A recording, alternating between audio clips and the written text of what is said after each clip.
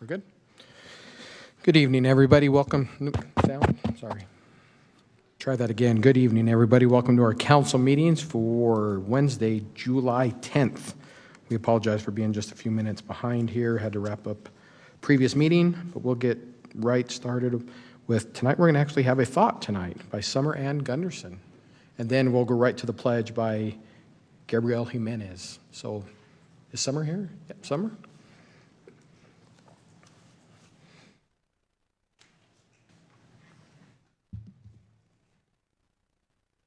Do I just go like right here? Mm-hmm. Okay. I heard that I was doing a prayer, so I'm just going to say a quick one. Okay. Dear Heavenly Father, thank Thee that we can all be gathered today as a community and as friends. Thank Thee for Thy love and for all Thy support, as I know that Thou lovest all Thy children equally. Please help us to grow and to help each other this year. Help us to look for needs in the community and to be able to speak out when we need to. In the name of Jesus Christ, amen. Amen.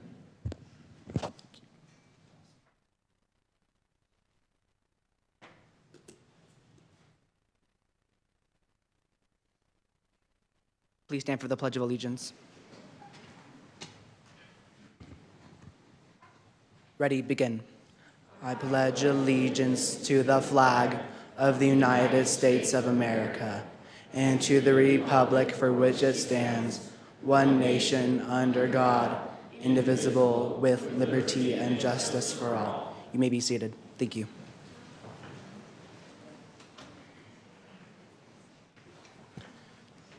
Thank you both. I will mention that those are two of our members of our youth council that we're going to recognize them here tonight. So we appreciate that, you guys. Okay, we're going to go to item 4.2 on the agenda, City Council comments and recognitions. So we're going to jump in. Destiny, do you want to go first? Oh, you're actually on an agenda item. Is Dare then? That's on this. Okay. That you? There we go. Marisha and Jake, welcome. Thank you, Council and Mayor, for inviting us here tonight. As you know, we've taught a little over 1,000 students this year. We recognize the students we taught in the fall earlier, but today we'd like to recognize some of those students that we taught this spring. And these recognize the best and the brightest that we taught. And as part of that, they had to write an essay. In order to graduate from Dare, they have to write an essay. And we were the fortunate ones to read all these essays, which means if you do the math, we read at least 500 pages of some really good stuff, very fast. So we'd like to recognize them, and as we read your name, not all could make it here tonight, I apologize, it's summertime, there's a lot of camps and stuff. But as we read your names, if you'd come up here and join us so that they can see you. So from Blackridge Elementary, we have Bergen Clough, Adler Harline, Darcy Crenshaw, Sam Michael, Eliza Morley, and Annabelle Kerr. And then Marisha will share hers. Okay, and then from Bastion, we have Ryan Arhansett, Ellie Horsley, Oakley Stutz, Macy Pelham, Andrew Pack, and Charlotte Martin. And then from Harriman Elementary, there's Aurelius O'Neill, Caden McClellan, Briella Haney, Max Kern, Logan Butterfield, and Oakley Davis. Okay, kids, let's have you guys. Do you want to come right up front? Absolutely. Yeah. Come up here. Right up here, line up, guys. Come down.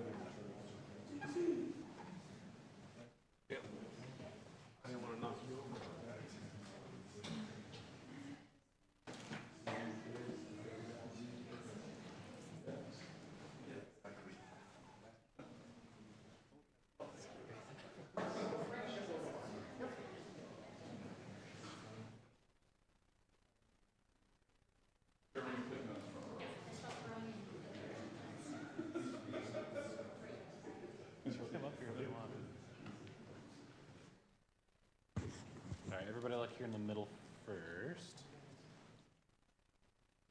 1, 2, 3. Right here. 1, 2, 3. Smile.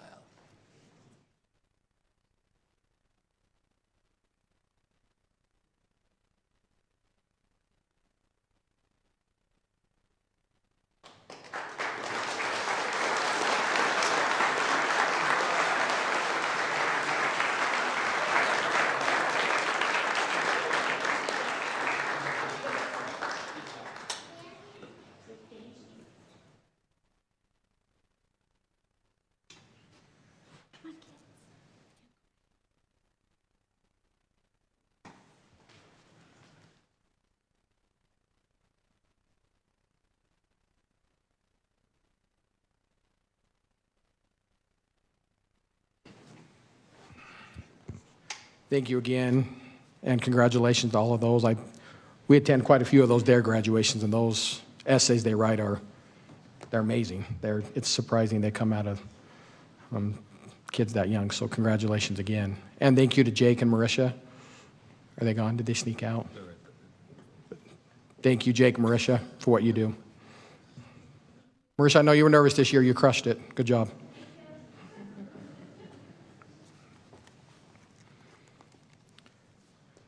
Okay, any other comments or recognitions at this time? Just Town Days. Town Days was fabulous. Celebrating our anniversary this year was awesome. So thank you for all the hard work that went into that and all the people that participated and came and enjoyed that celebration. It was great.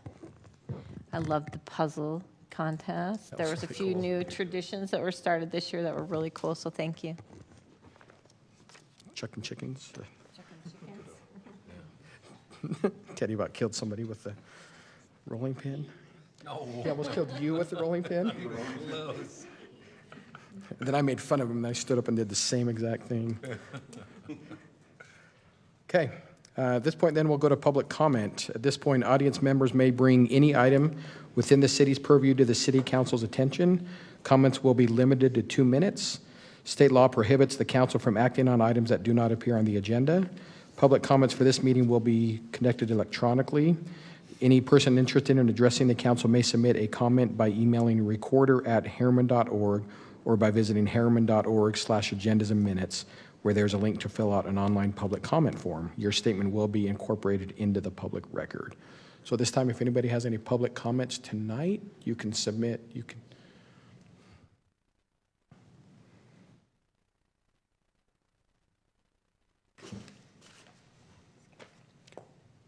We got excited. Thought you were going to come up. We never get comments. That was good. That was good. Oh, there you go. Oh, here we go. Comment on anything that happens to be in the agenda Anything? It tonight? doesn't even have to be on the agenda, Lydia. Okay, You great. comment on. I'm commenting specifically on provision 11.1 of tonight's meetings. My name is Lydia Faulkner. I'm the owner of the Mountain Mike's Pizza that is in Harriman, Utah. I understand that you are approving the master plan development, or maybe approving the master plan development tonight for the South Hills development. I think that that's wonderful. I think that that's wonderful for all of the tenants in the shopping center, but we have a much bigger problem. Wasatch Development has built the infrastructure or the concrete structure for a 215-unit apartment complex right adjacent to Lee's Marketplace.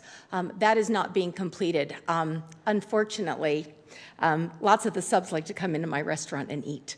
And when they are all dressed in their construction garb, I talk to them.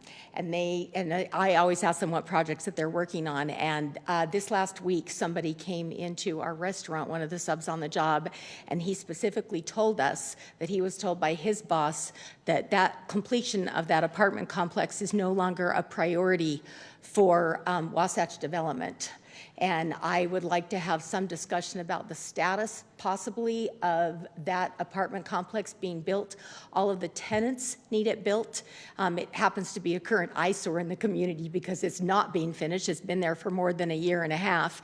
And in order to attract more tenants into Lee's Marketplace and in order to be able to fill that out, projects like this have to be completed. They can't just stand idle for a year and a half while nothing happens. And so I'd like that to be included in your discussion tonight of the approval of the South Hills development. Thank you. Thank you, Lydia.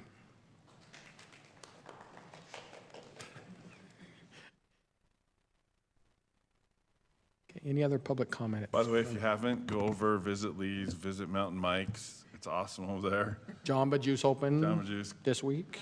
Killer Monday. deals, great food. Sports Connection. Go over there. It's awesome. A lot going on out there.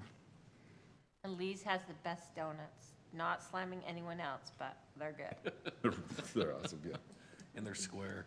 And they're square. There's some of them. Okay, at this point, we'll move on. I will make a comment, too. If you were here for the DARE graduation, do not feel like you have to stay, if anybody stayed after that. And then I will say ahead of time, if you're here for the council, after we finish with that, you're welcome to stay, but don't. Destiny's giving extra credit. It gets a lot less exciting. Goes downhill from there, so. So this is important. If you want to be on youth council, it's important for you to understand government. Yes, that's what I meant to say, yes. Okay, we'll go on to city council reports. Anything tonight, Jared? I should just look at our fire chief. Please be safe with what you're doing out there. Please, please, please. That's all. Okay, Teddy? I can't believe it's been like a month since we've been here. So we did have a sewer board meeting. We did adopt our name change. We are no longer Jordan Valley Sewer District. We are now Jordan Basin Improvement District. You'll see that on your new bills and new signage. Yes, even he had to look to see what the name was. Yeah. It's going to be less confusing on a lot of ends because there's lots of South Valley stuff. Jordan Basin, and there's only like one or two items. So Jordan Basin Improvement District. So look for that name change. It's going to be the same bill, same thing. Nothing's changing there, just a logo and a name. That's pretty much all I've got. Okay, Sherry? Wasatch Front Waste and Recycling, we met and just hammering through some budget issues, and it looks like we're going to have to go out for a rate increase probably this year.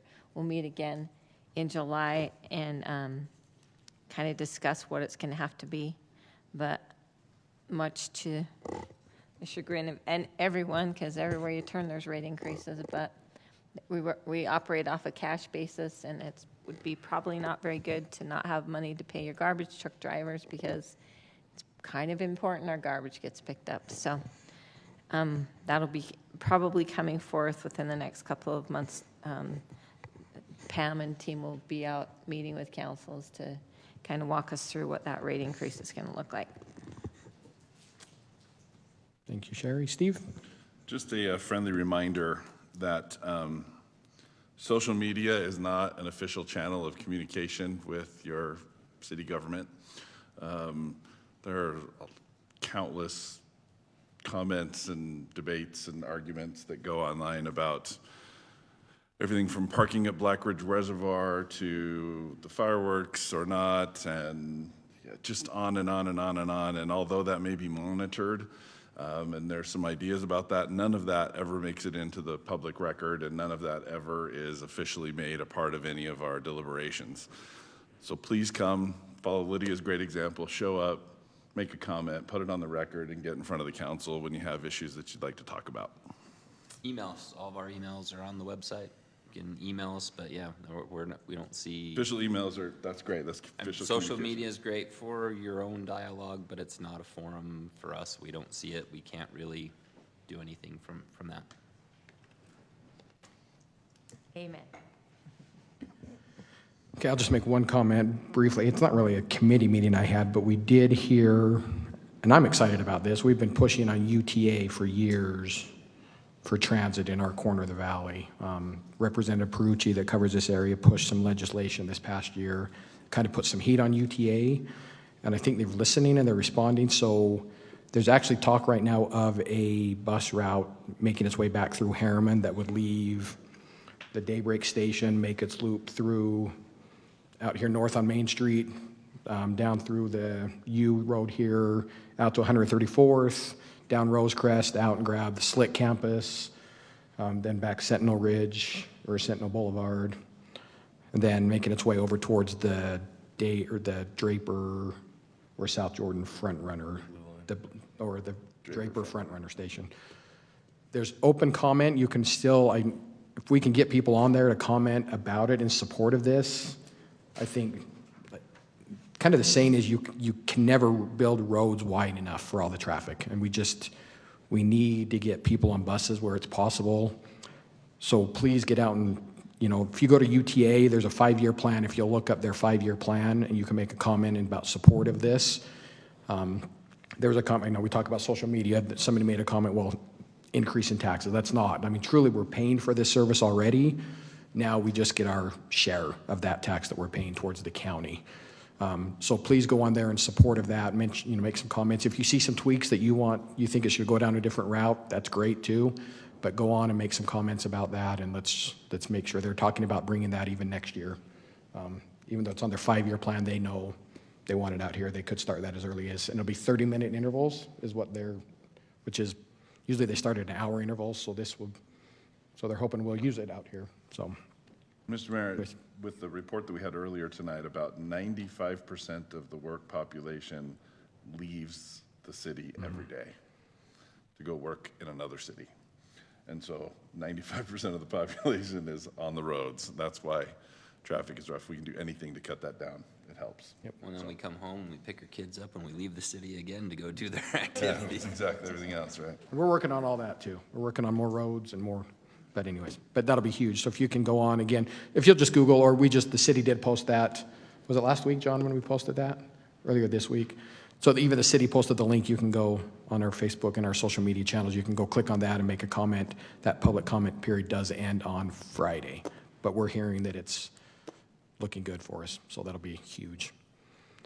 So, okay. Now we'll jump to item 8.1, our Youth Council Legacy Reports and Oath of Office Ceremony.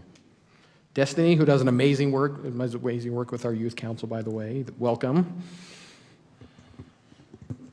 Thank you, Mayor and Council. As you can see, our Youth Council continues to grow every year. When I started working with them in 2013, we had about 7 members. This year we have 50, so we're excited. And this year we're split pretty close down the middle. We have like 25 returning members that served last year and 25 new.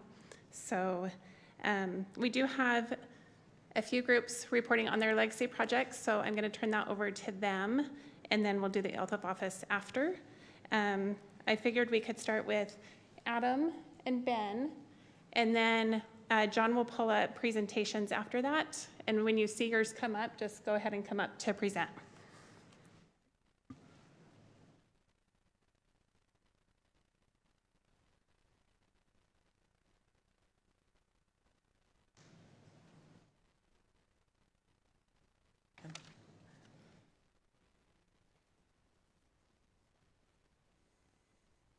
Hello, we're here to talk about our legacy project. We decided about this legacy project about a year ago, as we, both me and Adam and my sister Rebecca, helped with the last one for our freshman, senior, and freshman year. This year, for our legacy projects, we helped pick up trash at the Tuscany Park. And trash gets there, trash gets everywhere, but especially in parks because of 4th of July. Major thing that we saw at Tuscany Park was fireworks. Even though there was not fireworks that were supposed to be there, we saw remnants of multiple fireworks that exploded there. Trash also gets to the parks by just being, with people also being the slobs and just laying and littering. Also, Harriman has very high winds, in which just picks up trash and puts it everywhere, especially in the parks with high grass. And then also improper trash can etiquette. Trash has to go in a bag and then go in the trash can, and not just trash going in a can. Do you want to talk about what we did? Okay. So we spent about an hour and a half at the park. We had a big black trash bag, and we wandered through the park looking for pieces of trash as big as bottles of Gatorade to just little pieces of paper. And we picked up as much as we could. When we found a water sewage grate, there was always a bunch of stuff to pick up in there because it all gets picked up by water and wind, and it just sits there. And so we dug through some water and picked up some trash in there, and there's a lot of good stuff in there. With this, we helped pick up multiple bags of trash and help clean the park. This helps the people so they have a nice park to live in, and also helps Harriman City that it has a clean feel to the parks and the communities. Thanks. We appreciate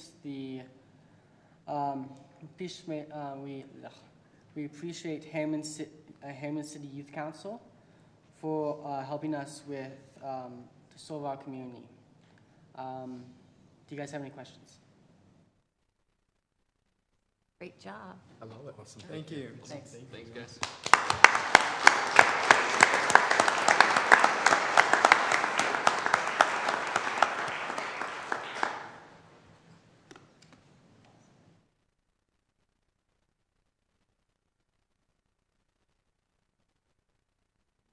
Hi, my name is Caden Lee, and this is my legacy project. For my legacy project, I chose to collect and donate food to the Utah Food Bank. I chose to do this topic because of the amount of people in Utah that have food insecurity.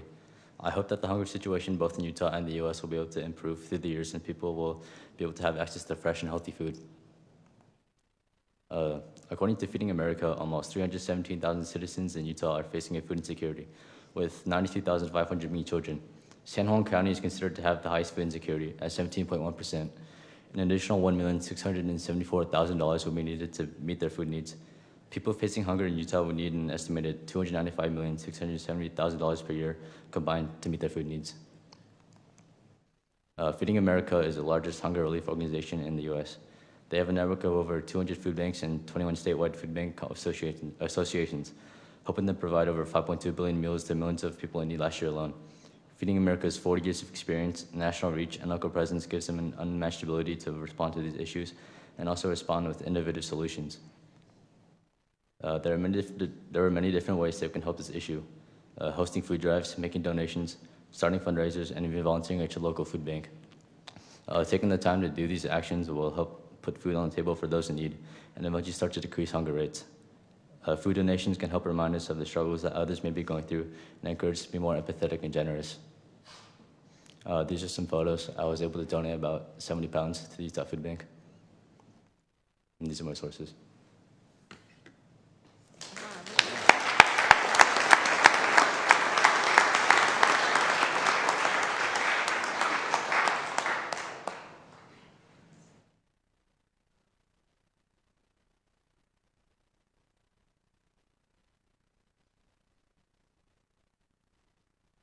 Good evening, City Council members. I'm Gabriel Jimenez, and introduce yourself. I'm Sophia Jimenez. I'm Jasri Van Rosendahl. And we represent our legacy project that's titled Senior Citizen Service.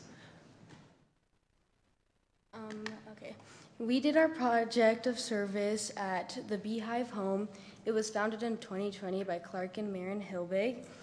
They provide many different types of services, including 24-hour support, 24-hour living with support, memory care that focuses on residents with dementia, short-term living, and daycare.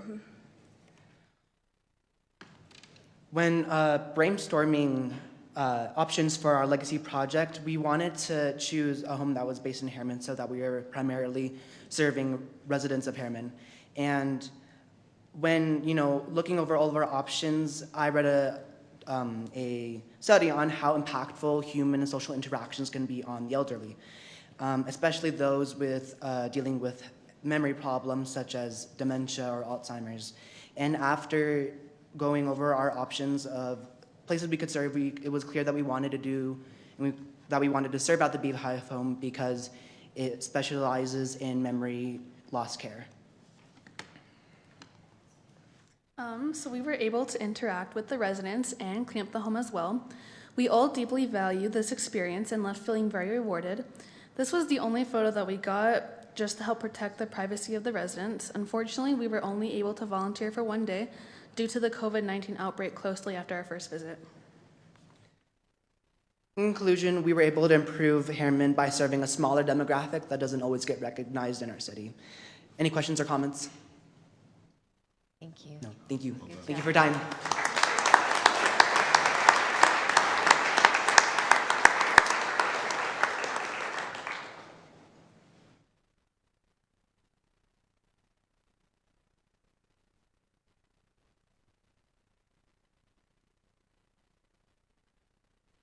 Good evening. So I did my legacy project with Eli Hall, who unfortunately could not attend today. So I will be doing it on my own. So our project was organizing musical performances at the Beehive Homes of Harriman. And so we did this because we both have a background in music and in performance. We both are in the Mountain Ridge High School choirs. And so we really enjoyed this project, and we knew it would give us more engagement in it since we were both interested in music. And so the process we went through was contacting the Beehive Home. So I contacted one of the representatives, and we organized a day and time to regularly attend. And then so our second step was finding other youth to attend with us. Since, as I said, we're both involved in the choirs at Mountain Ridge High School, and I'm also involved in orchestra, we were able to find a lot of other youth who are also involved in music and are also musically talented, who also want the opportunity to serve. After that, we would pick and organize our music, so then we would be able to have a program of what we would be singing or playing for the residents, and then we would attend and perform for the residents. And so we've attended the Beehive Home for well over a year now, and we have been regularly performing for the residents, and this has allowed us to connect with them and to share our talents and to also provide some entertainment. When I contacted one of the representatives of the Beehive Home, we attend on Sundays, and she told us, she was like, once they get back from church, there's nothing for them to really do, and so they get really bored, and so they really enjoyed us coming and being able to talk with them and be able to play songs for them. And so here's some pictures from when we attended. So we have kids who are able to play piano. Me and my older sisters are all we all play string instruments. We have a lot of people who also do choir, and we just really enjoyed being able to attend and being able to share our talents, and also just seeing the residents kind of light up, because they'd kind of wander in one by one, and then as we start singing or singing songs they knew, you could just see them like light up a little bit more, because there's just been nothing for them to do once they get back. That's it. Thank you.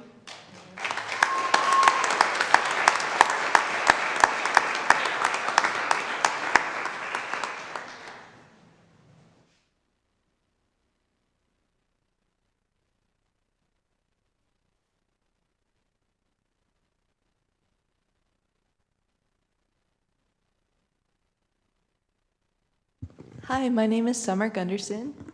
My name is Cassidy So. And my name is Cora Anderson. And our project was called Binders for Brownies. Originally, we knew we wanted to do a legacy project that directly benefited people in our community. It is the love of people that leads you to this council in the first place. However, as we brainstormed ideas, it was hard to come up with a project that would have a lasting impact. As youth, we are very busy, and so it was very difficult to meet up and to research community needs, but we contacted several local organizations, but many didn't need help at the time or didn't reply to our emails. For a while, I felt like our efforts led nowhere. Then I was introduced to the opportunity of the Columbus Center that was recently built in Harriman. My mom had been working with them for a while, so I knew a tiny bit of their needs. The Columbus Center is a community center dedicated to help teach adults English for free and to support the growing population of immigrants, refugees, and people from diverse backgrounds. So through our connections, we learned that they were in need of binders for the center to help support their classes and to give them materials that they needed. This project took on a new meaning for us because we've all had people in our families who've immigrated from different parts of the world, and knowing the importance of English literacy made us more passionate about the project. To start off this project, we first sent out a flyer to the community of all of our friends and our family, and this was a key part of the process because it first allowed us to show what we were doing and to advertise the new center, as many had not heard of it before. We set up and advertised for 3 different ways.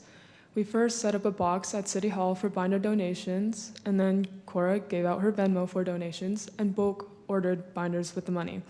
We set up a specific day and place people could stop by to donate a binder or money, and when they did, they received a brownie from us.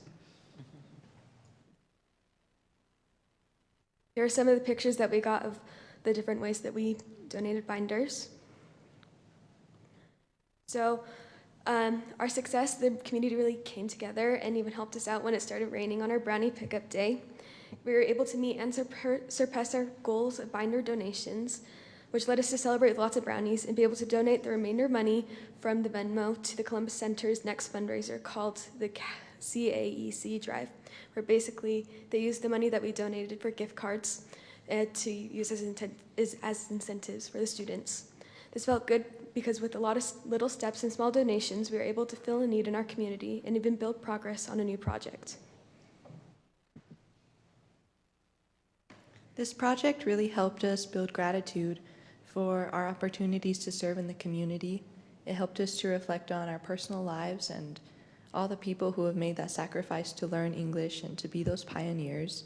And also as a group, we all grew because we were very far from perfect, but our little efforts really came together. It was amazing to see how it all worked out.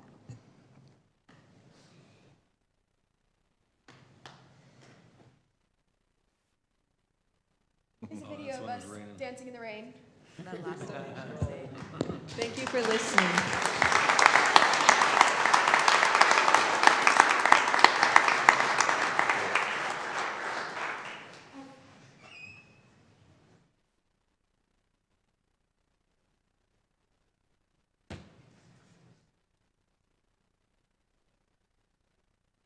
Good evening, Harriman Council. Sorry.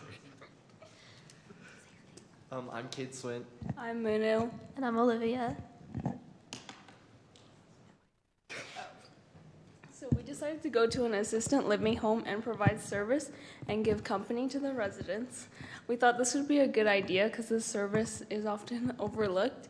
And in a lot of these homes, the residents can feel very lonely and sometimes get depressed. And we just wanted to give them company and talk to them and do a fun activity where they all feel included and enjoy it and have fun. We started off by calling a couple different retirement homes near Harriman, and in order to find the best match for our time and intentions, we ended up meeting with the Beehive home in Harriman, and then we organized who would bring what materials, and then we decided on painting nails and creating bubble art. When I was in charge of getting the paint and dish soap, I was in charge of getting nail polish and nail tools, and Kate had to get the straws, paper, and cleaning supplies. For gathering our materials, we just went to a Walmart in Harriman, and we each had like a $10 budget to gather our materials for activities. I got some paint and dish soap where we did bubble art, and then Olivia bought the nail polish because we gave the ladies at the home a manicure, and then she also got nail polish remover in case we made mistakes, and then Kate got cleaning supplies and straws.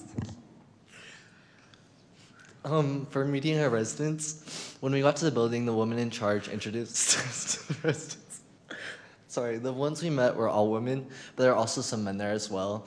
As you can guess, most of the women were more interested in painting their nails, but we did reach out to all of them.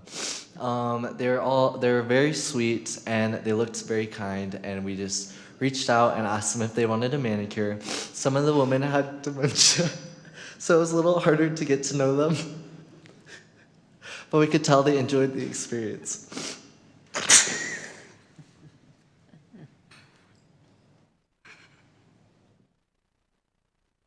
Oh, great. You get Olivia going, and she doesn't stop. I'm sorry. Okay, we started off with painting nails with the older women, and we had 5 of them sit down with us and get their nails painted. They made a point to share that it had been a really long time since they had gotten a manicure, so I thought that was really sweet. They decided to share stories about their families and their childhood and things like that when we were painting their nails, so I think it was fun for them to, I don't know, tell people about their life. After we painted their nails, we met up with some of the men from the facility, and they were not interested in making the bubble art, but they sat around the table with us and conversed. We mixed up the paint and soap to create colorful bubbles, and then they would be transferred onto paper when you blew into a straw. This was the residents' favorite activity, I think, just because it was more hands-on, and they later hung out in their rooms. Some of the difficulties we had, since this was an assisted living home, most of the residents had dementia, which made it a little difficult to have full conversations with them, as well as understanding what they wanted to do. They were a little confused with instructions and just having conversation as well. Excuse me. We had to help most of the residents in case they accidentally sucked on the straw instead of blowing air into it. So we did it for them, so there's no accidents there. This experience has definitely left us with a really positive vibe and knowledge. We met really amazing people, and the lady on the left, she was like the oldest one there, and she was like 100 and something years old, but she acted really young. So I don't know, it was really cool to talk to her. We got to do super fun activities with the residents, and we thoroughly enjoyed it. We also learned that it's really important for you to care for your community. In society, I think older people are often more overlooked and it's not so cared about. So it's really important to reach out to those people and making sure that you're conversing with them. It's also important to know people outside of your age and comfort group. That way that you learn more and life lessons from everyone. Here's some more pictures of all of our activities. Yes, thank you. Thank you.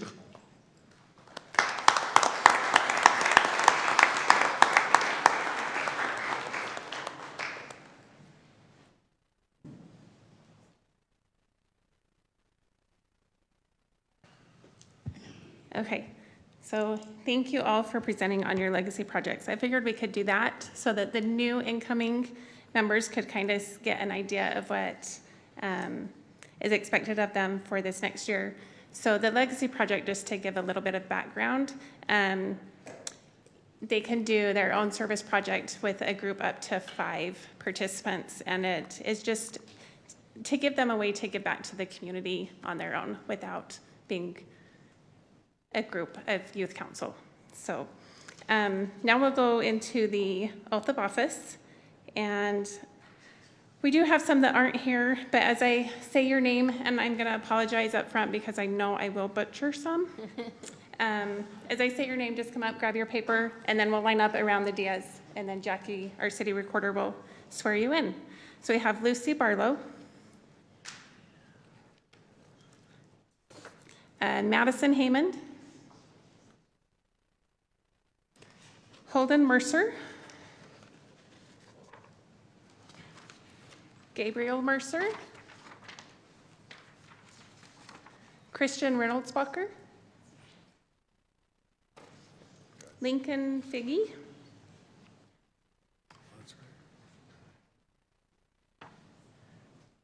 hey, Christian, there is a paper, Kennedy Haymond, Benjamin Danzy, Summer Ann Gunderson,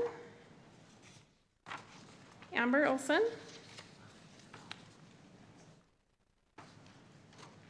Cassidy Gates,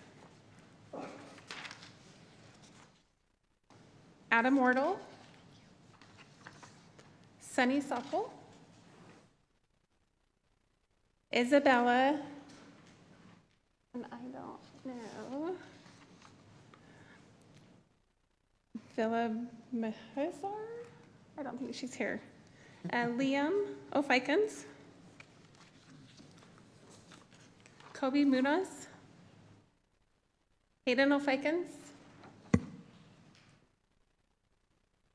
Elise Packer,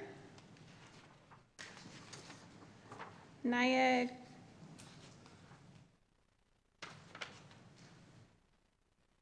say your last name for me. Kropsitcher? Yeah. Okay. Thank you.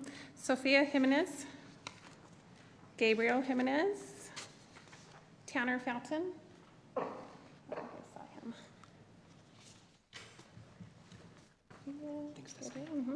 Then if you guys want to come, just kind of scoot all the way over. Preston Fountain, Violet Anderson,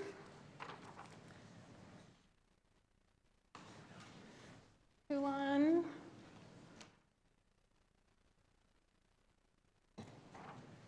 Kaden Lee, Olivia Weber. Oh, Kulan. Say your last name for me, Kulan. Kaden, Olivia, Munu,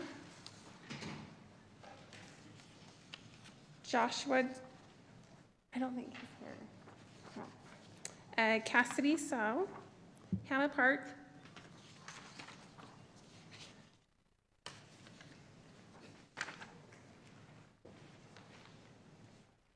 Kyla Stump, I didn't see her, Maddie Egan, Landon Metzger. Scoot down an angle so more people can fit in. Turn on an angle so more people fit. Keep scooting. Emma Edgel, Jennifer Oliver, No angle. Katie Brown, Jazzery Van Roosendaal. Oh. Tell me your name. JJ. What is that? JJ? JJ Oliver. Sorry about that. Tegan Tharp, Packard Stour, Sydney Bennett, Packard. And then we also have, these are ones that I know aren't here, Eli Hall, Elise Hall, Addison Carter, Lene Schaefer, Kaylee Gilham, Sadie Miles, Sadie Browse, Tegan Escobar, Scott Tolman. What was your name? No, you are good. I have it in here. There you go. Okay. So now Jackie will do your swearing in. And if you guys want, if you want to make 2 rows, that way we can get a picture of everybody.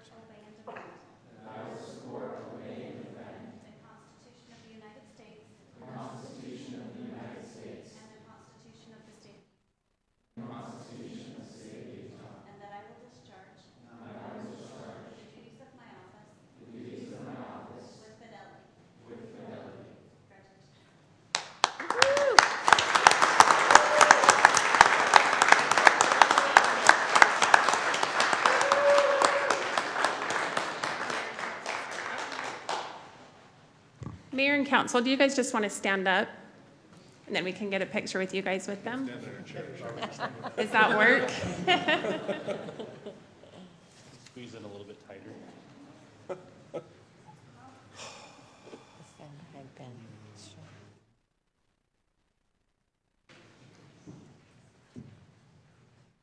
The .5, All right, Joe. look here first. 3, 2, 1.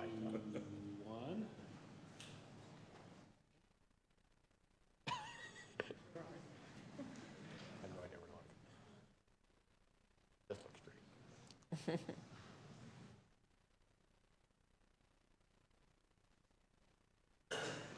Try to look at both sides. Oh, one more. A couple more. Woohoo, guys.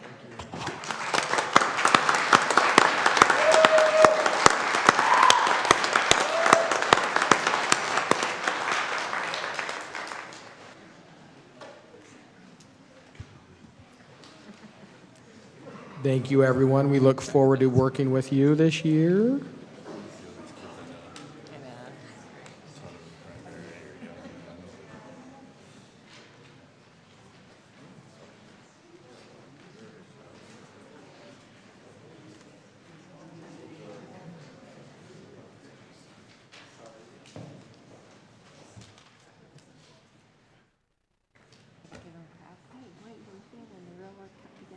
Right. So you know that in the charter, you don't have to The initiation begins. You're sworn in tonight, could have counted. And Lydia's the last one standing.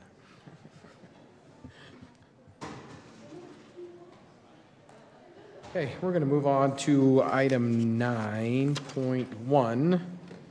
Got a couple of public hearings tonight. First one is a 9.1 public hearing in consideration of an ordinance to approve the proposed water master plan. So we'll start with Jonathan. All right. Good evening, Mayor and Council. Appreciate the opportunity to be here, and it's great to be at this point. As many of you already know, the master plan is the baseline for our water system and our water capital projects to ensure that we continue to maintain our levels of service as we continue to develop and grow. It is also the first step towards the impact fee facilities plan and the impact the impact fee analysis, which is the upcoming item. We did submit the master plan, the IFFP and the IFA, to the Home Builders Association a few weeks ago. To our knowledge, we have not received any comments, at least to this point. Behind me, I have Andrew McKinnon, who's been working with us on preparing the master plan and the IFFP and the IFA, and this time I'll turn the time over to him.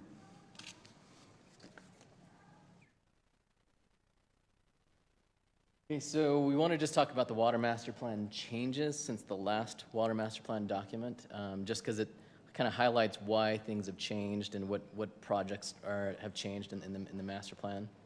So we'll talk about annexation differences, density and land use, have some fairly significant changes in secondary planning, the city's conservation goal, and then the cost of projects going up.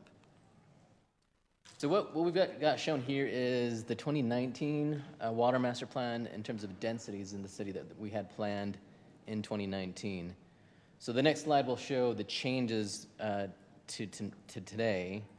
And what you'll note just between the two different slides is that the densities using the same color codes have gone up significantly around the city. You'll also note that the annexation of the area to the northwest that was planned to be in Harriman City has been annexed into South Jordan City since the last general plan.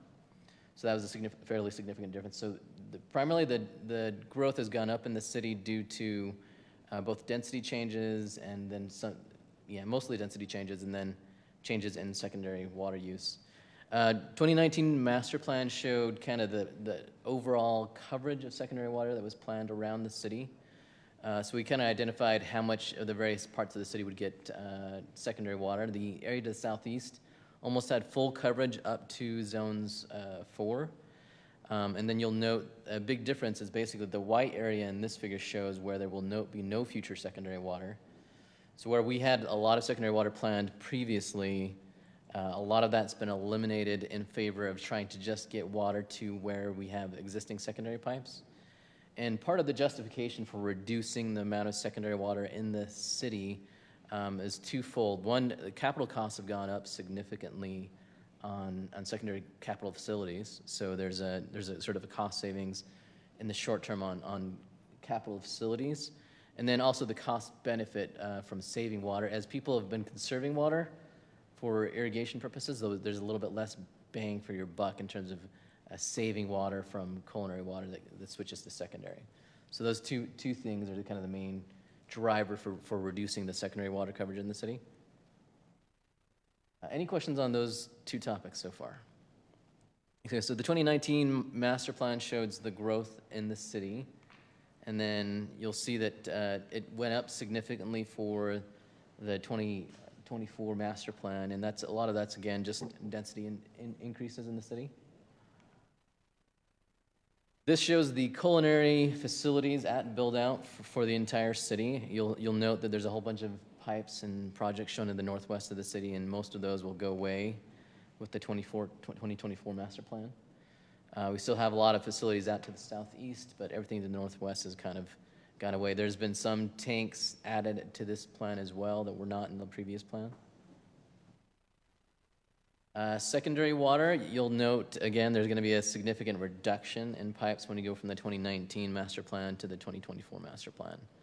So you'll see that in the southeast portion of the city, there's very little facilities added because we're not extending secondary water out that far. And then the northwest end of the city, Olympia will not receive any secondary water, and obviously the annexation will not get any secondary water facilities. You'll note that the costs for projects between the left side of this slide and the right side of the slide show the 2019 master plan in blue, and then in the gray is the 2024 master plan. And you'll note that there's significant increases in costs for a lot of the projects, especially on the storage tank or the storage reservoirs. What we noticed in cost, that the concrete costs and storage construction costs went up about 3 times over the last 3 or 4 years.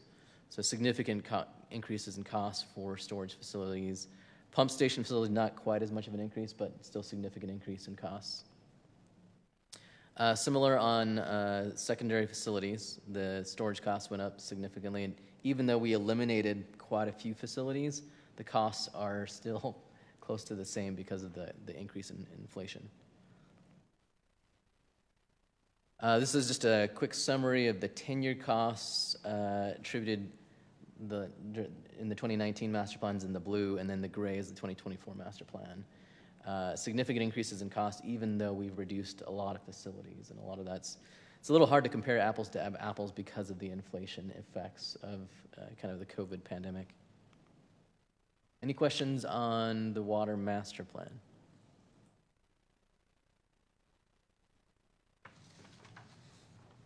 We'll go ahead and proceed.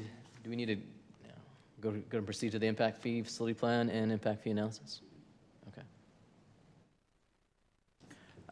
What is an impact fee? An impact fee is a one-time fee charged to new development to offset the capital costs associated with new development. It can only be applied to system improvements. Hold on 1 second. Give me one. Go ahead. Okay. We just want to make sure. Sorry, we just had a question. Sorry. Yep. Oh, you're okay. I appreciate you asking. Yep, and then we have to establish an impact fee facility plan that identifies what will be in the 10-year window of growth, and then we perform an impact fee analysis that calculates what the fee will be. So in the impact fee update, there were some changes to the service areas, and just to talk about that a little bit, the Olympia service area is treated entirely separate from the rest of the city.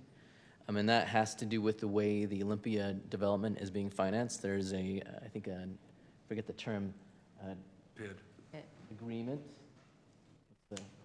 There's a master development agreement with the city so that all the infrastructure will be funded directly through that agreement or via that agreement, and there will be no impact fees assessed for any of the facilities in the Olympia area. So for the impact fee analysis, all of the growth in Olympia has to be separated from the rest of the city. All of the costs for projects in the Olympia have to be separated from the rest of the city. And then there's an agreement established to basically say that Olympia will pay for these projects and the city will pay for the other projects. So just wanted to, that is a fairly significant change from the last impact fee, and it will kind of be something that goes forward on an ongoing basis. And in the impact fee facility plan, we identify all growth within the city. So we identify indoor and outdoor growth along with the secondary water use growth for the next 10 years. And that establishes how the impact fee will be assessed. We identify all the projects. So in this specific slide, we identify all the 10-year pipeline projects, tank projects, and pump stations. You'll note that the pipeline projects are color-coded just by number.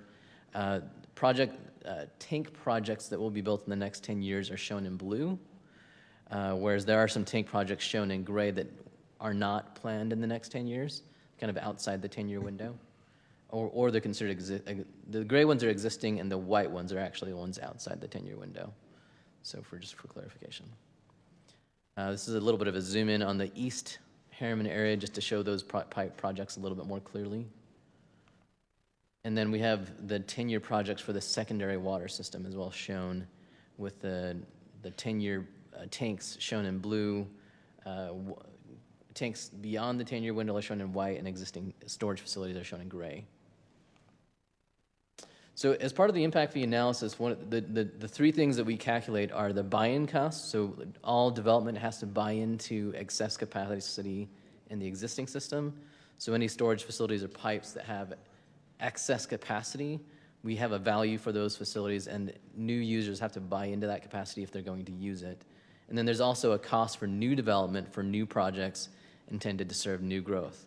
And then oftentimes with those projects, there's a financing cost, either for previous bonds that have been expended or bonds that are needed to finance the projects that are coming up. So this table kind of shows a breakdown by system component. We have 5 components, major components: water rights, production, pumping, storage, and transmission. And then we have some planning costs at the end. And then we have a buy-in cost. That's existing facilities are shown there.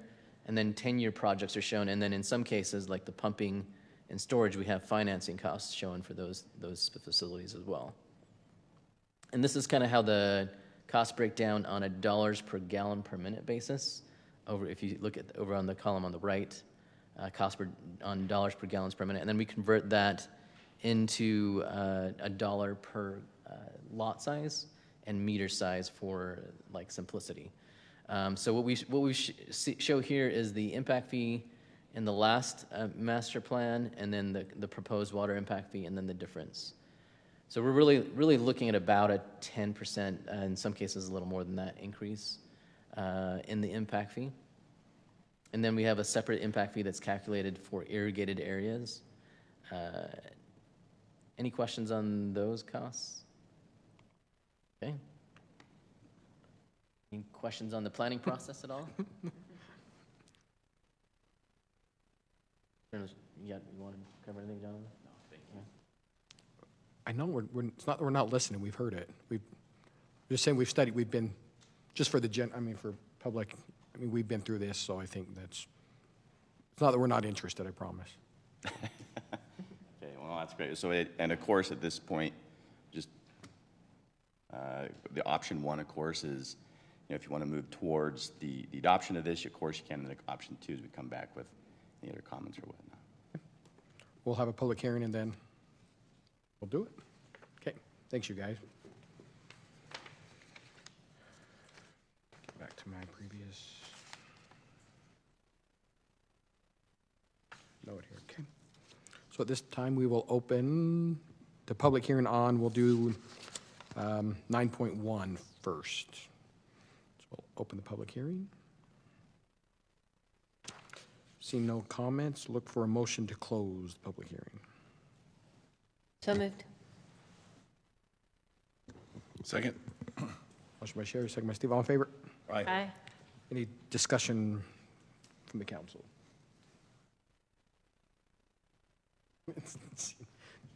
None that's not been had before. Okay. That horse has been beaten Yes, it has. Okay, repeatedly. then I will look for a motion to approve. Motion to approve ordinance number 2024-15, adopting and approving an updated water master plan. Second. Motion by Steve, second by Teddy. Steve? Yes. Sherry? Yes. Teddy? Yes. Jared? Yes. And I'll vote yes, that motion carries. We will, did you hear Jared? You vote yes? You want to make sure you can hear it. Just for public consumption, Councilmember Henderson has a very sore back. So he's still with us, It's just prone. kind of. We'll go ahead and now hold a public hearing. We'll open the public hearing on 9.2 on the impact fee analysis.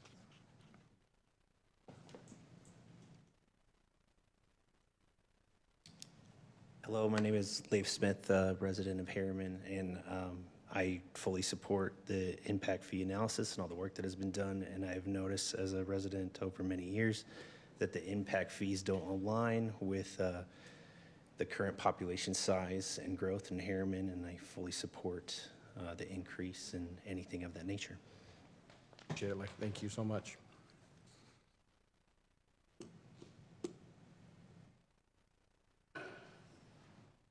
No other comment. I'll look for a motion to close the public hearing.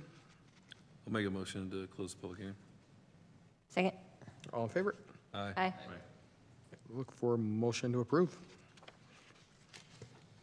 Make a motion to approve ordinance number 2024-16, adopting an impact fee facilities plan, impact fee analysis, and an impact fee enactment that imposes a water impact fee. Motion by Sherry, Second. second by Teddy. Steve? Yes. Sherry? Yes. Teddy? Yes. Jared? And I'll vote yes. That motion carries. Thank you. I know that's been a long time coming, so we appreciate all your work on that and Yeah, great all job. your help. Thank you. Okay, we'll move on to item 10, our consent agenda. Look for either a motion or a comment. Look for a motion on the consent agenda. I'll make a motion to approve the consent agenda as written. Motion by Teddy, Second. second by Sherry. Jared? Teddy? Yes. Sherry? Yes. Steve? Yes. And I'll vote yes, that motion carries.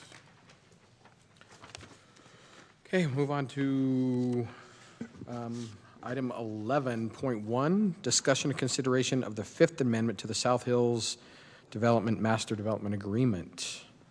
Blake? All right. Thank you. This one should look familiar when the presentation comes up. So this is just kind of a follow-up to our last City Council meeting discussion about this item. So I've used a lot of the same slides, but have added some of the things that have changed from then till now. So for people watching, this is the general project location on the south end of the city. We have the current adopted plan on the left, which was Amendment 4.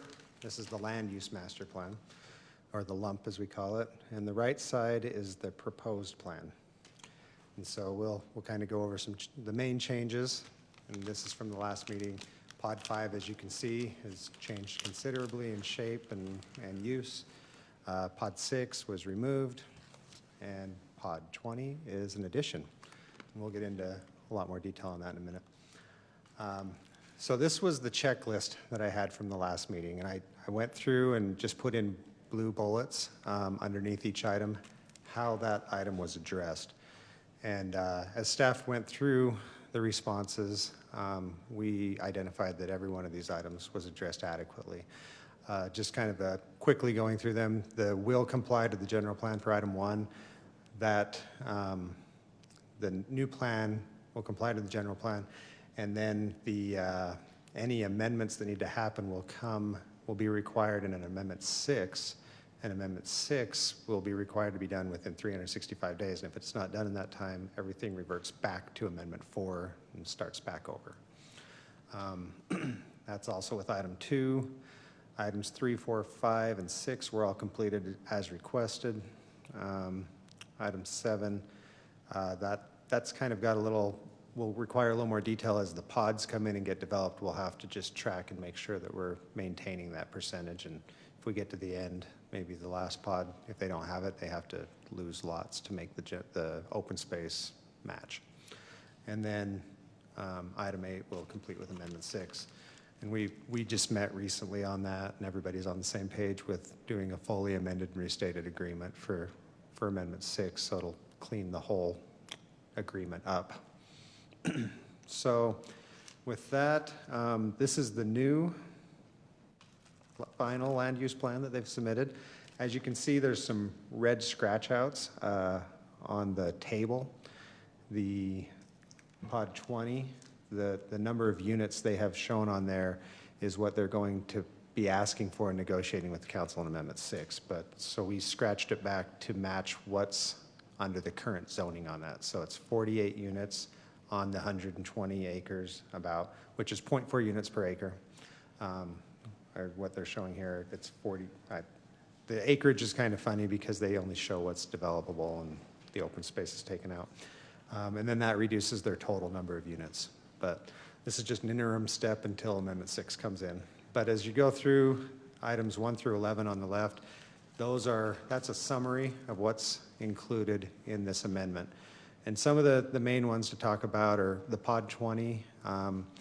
We're going to submit all of this Amendment 6 to the Veterans Affairs Group as required by State Code 109A 537, and then they will get a response back on any additional requirements for development in the compatible use area. Item 5 is one that I know the council's requested and they've addressed, is amend Section 17 in the MDA so that any property being added has to be mutually agreed upon by the city council and the developer, not just automatically applied. And so that cleans up an issue that we've had a problem with for a while. And then the reversionary clauses I spoke about is in there. One that we haven't really discussed, but everybody was in agreement with it, was including a requirement for front yard landscaping. Last year in the legislative session, the state legislature took that requirement away from our ordinance, being able to require it in an ordinance, but we can require it per an MDA. So we added that in there so that front yards have to be landscaped prior to C of O, or bonded for if it's in the winter. And then everything else was as it was last time.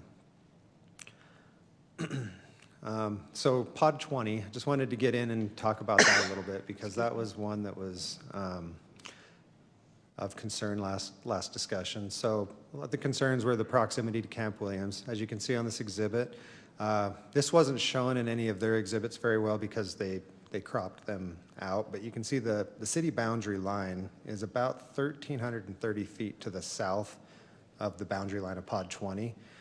And part of that property is, I think, Laguna Investments or Malibu Investments, and then some of the other property is either Staker or Camp Williams that's in between this project and the camp.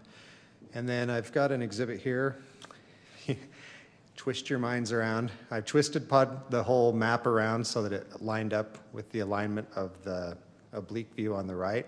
And then I kind of drew some lines so you can kind of see what point ties to what point. But you can see where the lots lay out in pod 20 that the applicant wanted to show that they're below the ridge. So at that location, that protects them as much as you could on that site from sound, and doesn't give everyone a full aspect view right into the camp that lives there. It kind of gives them a little bit of shelter. So that's going to be an exhibit that's going to be included in the submittal to the Veterans of Military Affairs Committee, or I can't remember the proper name for that, but that's who will be reviewing it and providing feedback on extra requirements for development in the compatible zone. And then on that, this slide here on your left, see where that red line is? I think that's where, on the original presentation, on your little outcrop, if you go back, the line's actually back another 1,350. So I think when their presentation was, that red line was right on the pod 20, and that was what was confusing on some of that ridge line. So. Yeah, south of that blue line is another 1,330 feet until you actually hit the camp, which is the road, essentially the road that you can see in this map down at the bottom of the ravine. That road is about the camp border. And then some other discussion we'd had is how the road accesses the adjacent property from Pod 20. It used to just stub to the south, and as we were looking at it, it went right to the ridge. And so to build a road to meet the grades, you'd have to cut a ravine in and cut it down, or do a bunch of switchbacks. This shows the road looping, and the neighboring property is going to have to figure out how to tie that road into their property if they want to access from Pod 20. There's other options to access out of this development more to the north. But really this keeps the development on the side hill facing away from Camp Williams and kind of limits exposure of the camp and sounds and sights and things like that. So hopefully that answers some of the questions and concerns you had on Pod 20. The applicants here can answer any other questions you may have. I'd be happy to entertain any questions that you have at this time. Staff does recommend approval with some of the changes that were noted in the staff report about the land use plan table and the numbers in it. And then there was, I think, one other item in the recommendations in the staff report. It's actually spelled out in the staff report, the changes you need to make in paragraph 4 of the agreement to make it match that map. So that's in the staff report. Jackie, when I make the motion, can I just reference the changes noted by staff in the staff report? Yes. One other item I had was just this exhibit was added into the agreement, so it kind of shows the lots. There is a disclaimer that the actual lot lines and alignments may change, but the land use types won't change, but as they get into grading and develop and designing, they may have to move some roads and shift some things around, but in general, this is the plan. My only real question is just to clarify, fantastic job, thanks to everybody. For layman's terms, right? In my notes I have the general plan, and you guys have in there the language of compliance, etc. But one of the main things was to make sure that we balance and zero out the sending receiving zones, that we wipe out the density of the units that are kind of hanging out there. Is that part of that? Mm-hmm. Yeah, they'll lock in. There won't be a bucket anymore. It'll be locked in. They showed 1,500 units, and then we dropped it down to 1,439. That's the range they're looking at, max units. That's all they get.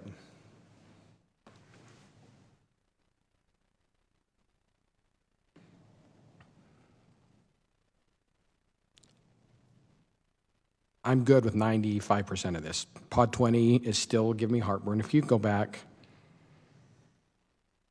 right? No, forward. Even for that one right there also works. Even now, I don't remember if it was in the last meeting too, but even 21 now is creeping into that new addition, which is zoned FR 2.5, which is not 2.5 units an acre. It's 1.4. Right, 0.4, but Pod 21 is not calling out 0.4, and Pod 21 is now creeping in a little bit. I'm not trying to be too, but Pod 21 is now creeping into this addition, right, into this new area. Again, we're changing.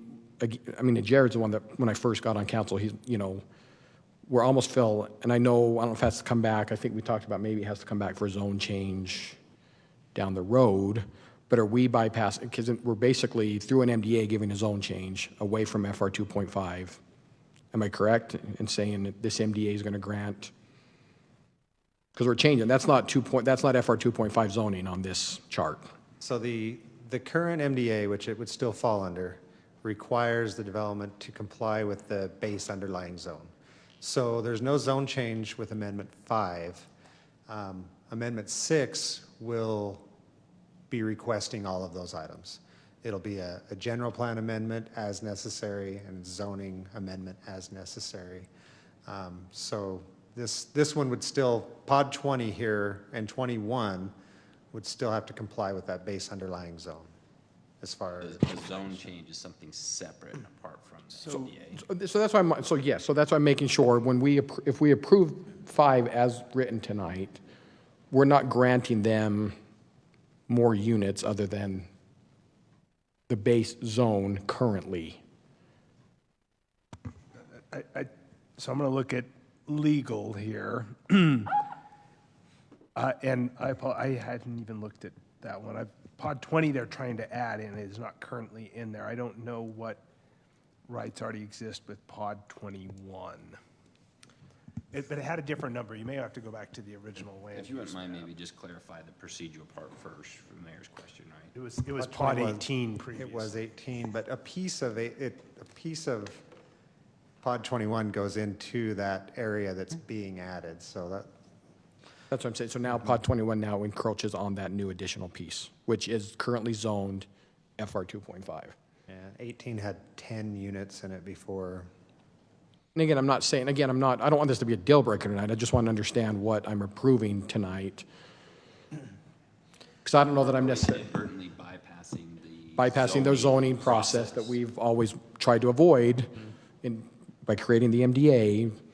I want that to come back through the process, is what I'm saying. I want that Pod 20 to be required still to come back through zoning. Good question, because that's what some of their people have argued, is that the MDA grants the zoning, right? I'm wondering, Todd, you can weigh in on this, if the motion just says any portion of any pod that's in the property being added has to comply with the base underlying zone of FR 2.5. Yeah, that was my thought as well. And I believe the red line correction, Nathan, that you made, where we reduced the number of units to 48 for Pod 20, wasn't that based on the 0.4 units per acre? Correct. If the question is the Pod 21 that's on there, it's actually, I think, our zoning doesn't tie up cleanly with the blobs you see there. And so part of that parcel, again, doing this on the fly, it might be A143 already. So again, I apologize. I didn't even spend time on that one. It would have been their previous Pod 18, and now it went from 10 units to 82. I don't have the old map in front of me anymore, but.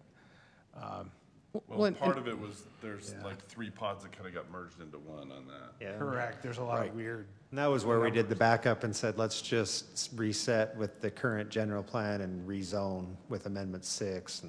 Well, and I'm okay with, generally, I would say, for the record, I'm okay with, one unit, granting them 1 unit for every 2.5 acres. But currently, we don't allow clustering in our FR 2.5 zone.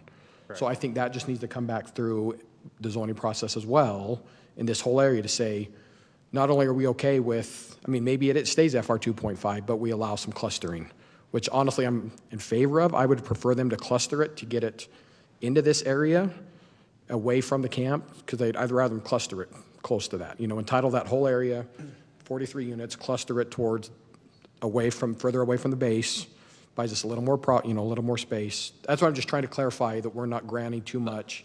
They included language in this amendment saying that we would allow clustering in Pod 20 irregardless of the base zone.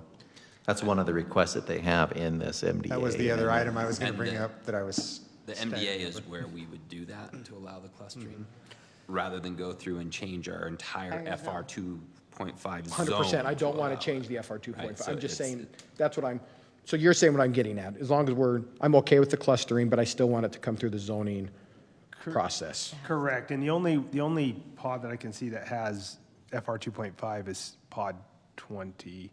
It's really confusing on our maps over there, but the others look like they were already rezoned at some point. Pod 21 specifically. So Yeah. it would just be Pod 20, which is 48, regardless of whether they're calling it 21 or 20. There's 48 units because that's the whole 120 acres that we came. And keeping in mind that nothing can happen up there until they could get a water tank. And that's 18 to 24 months out. So they have a year to do the general plan amendment, the zoning change, or everything reverts back anyway. So there's really no harm, no foul in that regard. And I guess when we make the motion, I want to be clear though too, it's because 21 does creep into the new, I know we're getting, there's pods and then there's the area we added. They're adding, that's 21 does creep into the added area now. So we want to make sure 21 also complies. It's going to be a split zone almost. Well, they'll come back in with the zone cleanup. Well, I think the concern is we don't want to entitle something inadvertently. That's what I'm just making sure. I don't want to entitle it. I'm okay with the plan, for the most part, with the lump. I just want to make sure that it does have to come back through the process so the public can see that process. So the 48 units that are shown on the revised map I provided, that includes that entire parcel that we were calling Pod 20. The new piece is being added, even though they're showing 21 coming down. That's what I'm getting at. So there's only 48 units. So I think I looked at Todd a little bit to see if the way I've written it, if that covers it, or if we're just going to say in that added property, they're only adding 48 units. I don't know how we adjust 21. They're only off adding of that. 48 units where? In this, I don't have a pointer, but this That lower new, area that new right here. rectangle. It's shown at 109, but they would need to come back and negotiate with you if they want to amend that. They're That's the only whole problem entitled I to have. 48. Is 48 units, is that based on the, FR 2.5. based on the FR 2.5? The existing zoning that exists, that They is can there. get the 48 units and that's Correct. max. They And just if- can't cluster it under current FR2. They can't cluster. They have to be on 2.5 acre lots. Right. So This proposal would be clustering of the units along the street there, right? Would allow, this, as it's drafted right now, even with the amendment, would allow that clustering of the 48 units. That's something you have to decide if you want to do. If they want to come back and ask for additional units and a zoning change, that's something they have to negotiate with you. I just wanted to make sure that when we approve this, it's with the existing underlying We zoning. go back to the plat map, if you will, or here. Is that not clustering?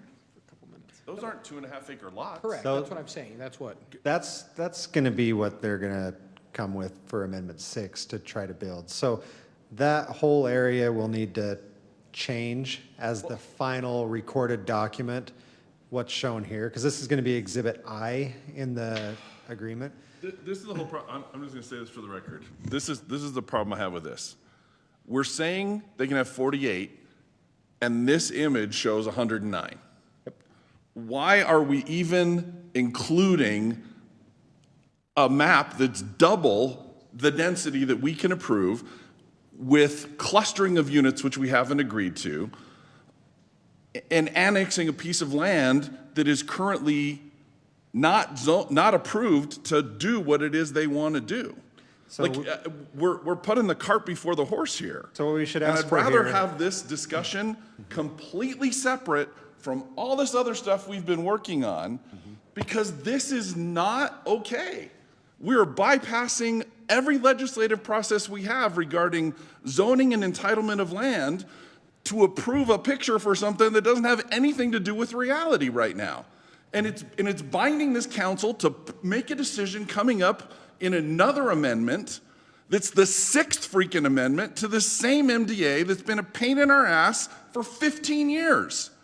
And I'm not gonna approve something like this that continues to force this council to vote for stuff that we don't want to vote for. So strike this out of the agreement and give us a clean something to approve that doesn't include this kind of mess. This is ridiculous that this keeps coming up in every single meeting we've had about this, and every single one of us has continued to preach and express we don't want that, we're not okay with that, we haven't discussed it, we haven't negotiated, and we haven't approved it, so why is it on this map? What the heck are they doing? So Can one thing we can do. The attorney's been waiting to weigh in on a couple of questions asked. Why are we wasting our time? Go ahead, Todd. So I think a lot of the discussion today has been a factor of the amendment, or the original MDA, and then these amendments that keep happening several amendments. You know, I was in South Jordan after they approved the Daybreak MDA, and I think it's only been amended 3 times. And part of the problem, right, and part of the problem with this one is they were trying to get a general concept back when the original MDA was written to allow for some flexibility, but with that flexibility created ambiguity. So when we were talking about Amendment 5, we tried to focus on, as you heard Craig last meeting, they're trying to get entitlements to Pod 20, which I think we all understand. And then anything beyond that, that's why we put the reversion clause in, saying that they have a year to submit Amendment 6, which is amended and restated. We're cutting clean everything that has happened prior and starting with a brand new MDA, essentially. So it's going to be a new map. We're not going to talk about how many units were approved back when the original MDA was approved. You're going to look at it like a new application coming before you and weighing in those legislative decisions. And if you can't agree to it at that time, then Amendment 5 goes away and it goes back to Amendment 4. So hopefully that provides some comfort that there's still messes in the MDA. We didn't have the time, the capability to fix all the issues in the MDA. And even in this Amendment 5, there's still outlying issues that are being brought up that we hope to completely clean up in Amendment 6, which is the amended and restated. And I would, if I may, just state that the picture this is their submittal to us, and we're pointing out, they showed the 109 units here. They're only entitled to 48. The map isn't going to bind, and I guess you could require before we record it, or we're not going to record this map anyway, I don't know, in a binding way. Right. But they just need to show 48 units. And this map is subject to the approval of Amendment 6, which includes the rezoning, which is the meat of what you're talking about. But the council could also require that this map be amended before we have signatures on the amendment. This is just such an assumptive thing on the count, and it's not representative of what the council has articulated. In one meeting that I've been in the 5 years I've been on the council, have we ever had a meeting where we've said, we want to increase the zoning, increase the density in our FR 2.5 zone? That's never been stated. I don't think by a single member of the council, let alone the council at large. No. Why is it even in here? Why is it even a part of our discussion for tonight? Our last meeting, this exhibit came up and it was requested to get added into the MDA. What last meeting? Our last city council meeting. This was on, and we were requested to add this in as an exhibit. There are some ties to the Staker property to get, if I understand. Can you maybe back up and tell us why 20 is in there? Maybe Leif needs to come, tell us why 20 is in there. 20 was added as their application, their request, and it was... Because they can add, because per the previous MDA, they can add. Previous MDA, they can add at their 4.5 units per acre, but it still has to comply with the base underlying zone, but that's the units that go in their bucket that we've always talked about. So this exhibit was provided as we were working with DAI on their project. They have a similar exhibit, and so as we worked together, they were showing where all their lots were going, and this got put in. Pod 20 in our last meeting may have been overlooked with these units here because we were talking about a lot of stuff last time, going over what complied, what didn't, what was working, what wasn't. And so I can see how that was maybe something that was overlooked, the number of units. But yeah, this was just included. This was what was submitted. We added it as Exhibit I. We can obviously go back, like Michael said, and have them amend, or not amend, but modify this map before it gets recorded so that it shows what's shown on the lump. Or we can put a note on it that says this will not be effective until Amendment 6 gets recorded. So we can do some things there to clean it up and say it's non-binding. And part of the deal too, Steve, if I could, is This is going to now tie that to where there's no more this additional that they can come. We're tying that up. Like, that's done. And that's why 48, I guess, to come back to where I'm at, they can add 20 because that's, they can come back, they can add that pot, that additional because of their previous MDA. But for me, it's got to be right now, and that's not just pod 20, that now includes 21. Anything in that additional, they're only entitled 48, is that the right number? 48 total units in that whole annexation piece. That's 120 acres. Yep, that and 120 0.4 acres. times 120 is 48 units, yep. Okay. Mr. Mayor, one of the things we've talked about, and I'm gonna speak in favor of something about this map that I really like, is I appreciate that this is more platted-ish, that's showing actual street and lot layouts, rather than just these amorphous bubbles that have existed in the past. That is a substantial upgrade, and that is in accordance with what we have been asking for. So I'm appreciative of that. The primary issue that I have an example, if we do not approve any changes on that zone, the pod 21 here, right, in that area, how is that going to change what this map looks like? How is that going to change road layouts? How is that going to change where they put houses? How spread out would those units be? Where would they place it? None of that is considered. This is just assumptive that we're going to approve this and this is how it's going to be. And that's the part I don't like, is that I still don't know what the current restrictions would be and what they would do under the current restrictions. This is what they would like to do under a future amendment that we haven't done yet. That's, those two things aren't in alignment, and that's where I have an issue. I think that's the point of clarification, right? However we want to word that. This was asked for the reasons you stated, right? And they've gone farther to say this is what we'd like to have happen with Amendment 6 and the rezoning process.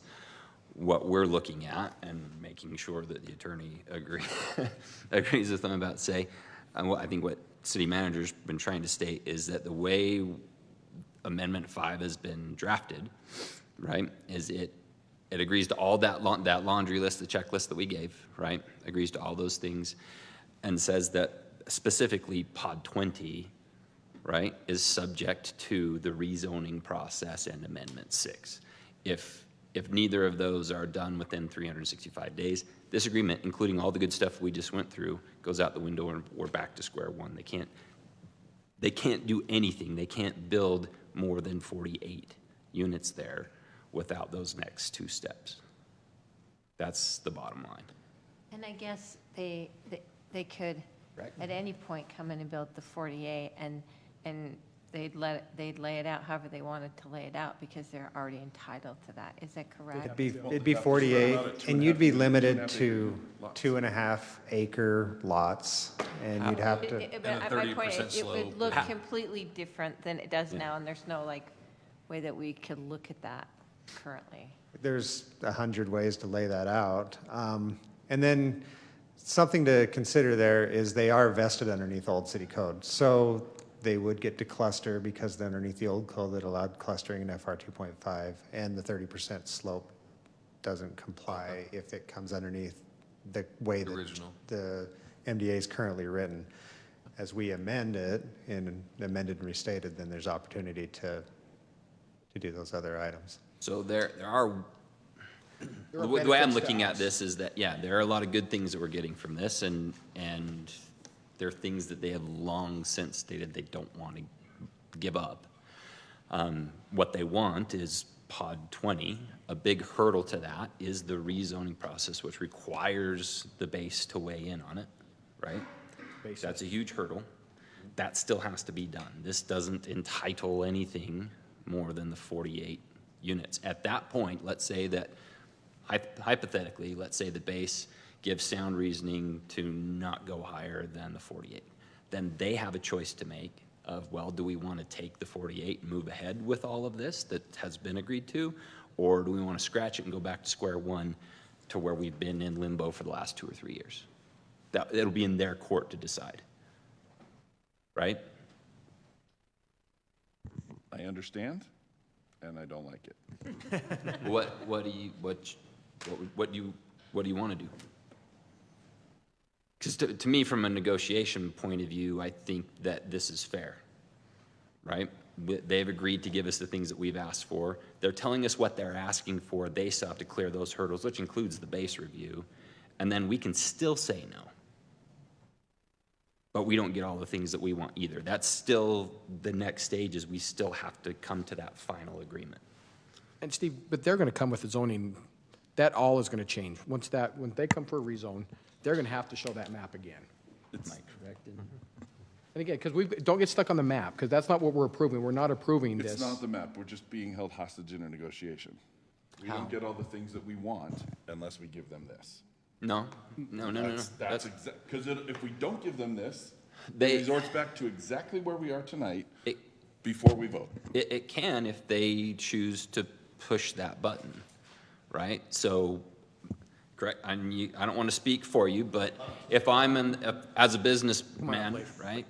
If I'm on that side of it, time is money, and we've spent if I'm them, I've spent a considerable amount of money in the time that we've been trying to get this resolved. Yeah, can they push that button and reset things and start all over again? Because that's what it would be. It would be starting all over again. All of this goes out the window. We go back to where we started 2 years ago, right? From this, so you're right. We could lose the things that we've asked for, but they would lose everything that they're trying to get done too. The commercial components, the trades with So it's AI. that's to me where it is a kind of a fair compromise negotiation. Neither one of us are held hostage in this. Okay. We have upcoming a vote on the Panorama project, which the Panorama project is subject to some of these things being resolved because there's some land swap issues with the AI and some of the other people going on. So not only is this still not finished, but this could potentially negatively impact that won't be finished until this is finished as well.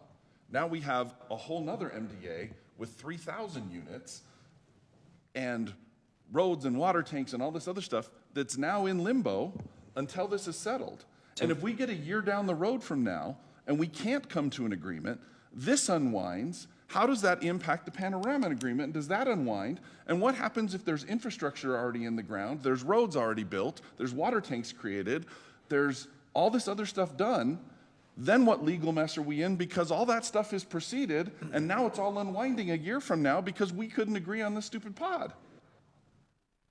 It is layer upon layer upon layer of risk that's painting ourselves into a corner to have to make this decision. And I don't like it.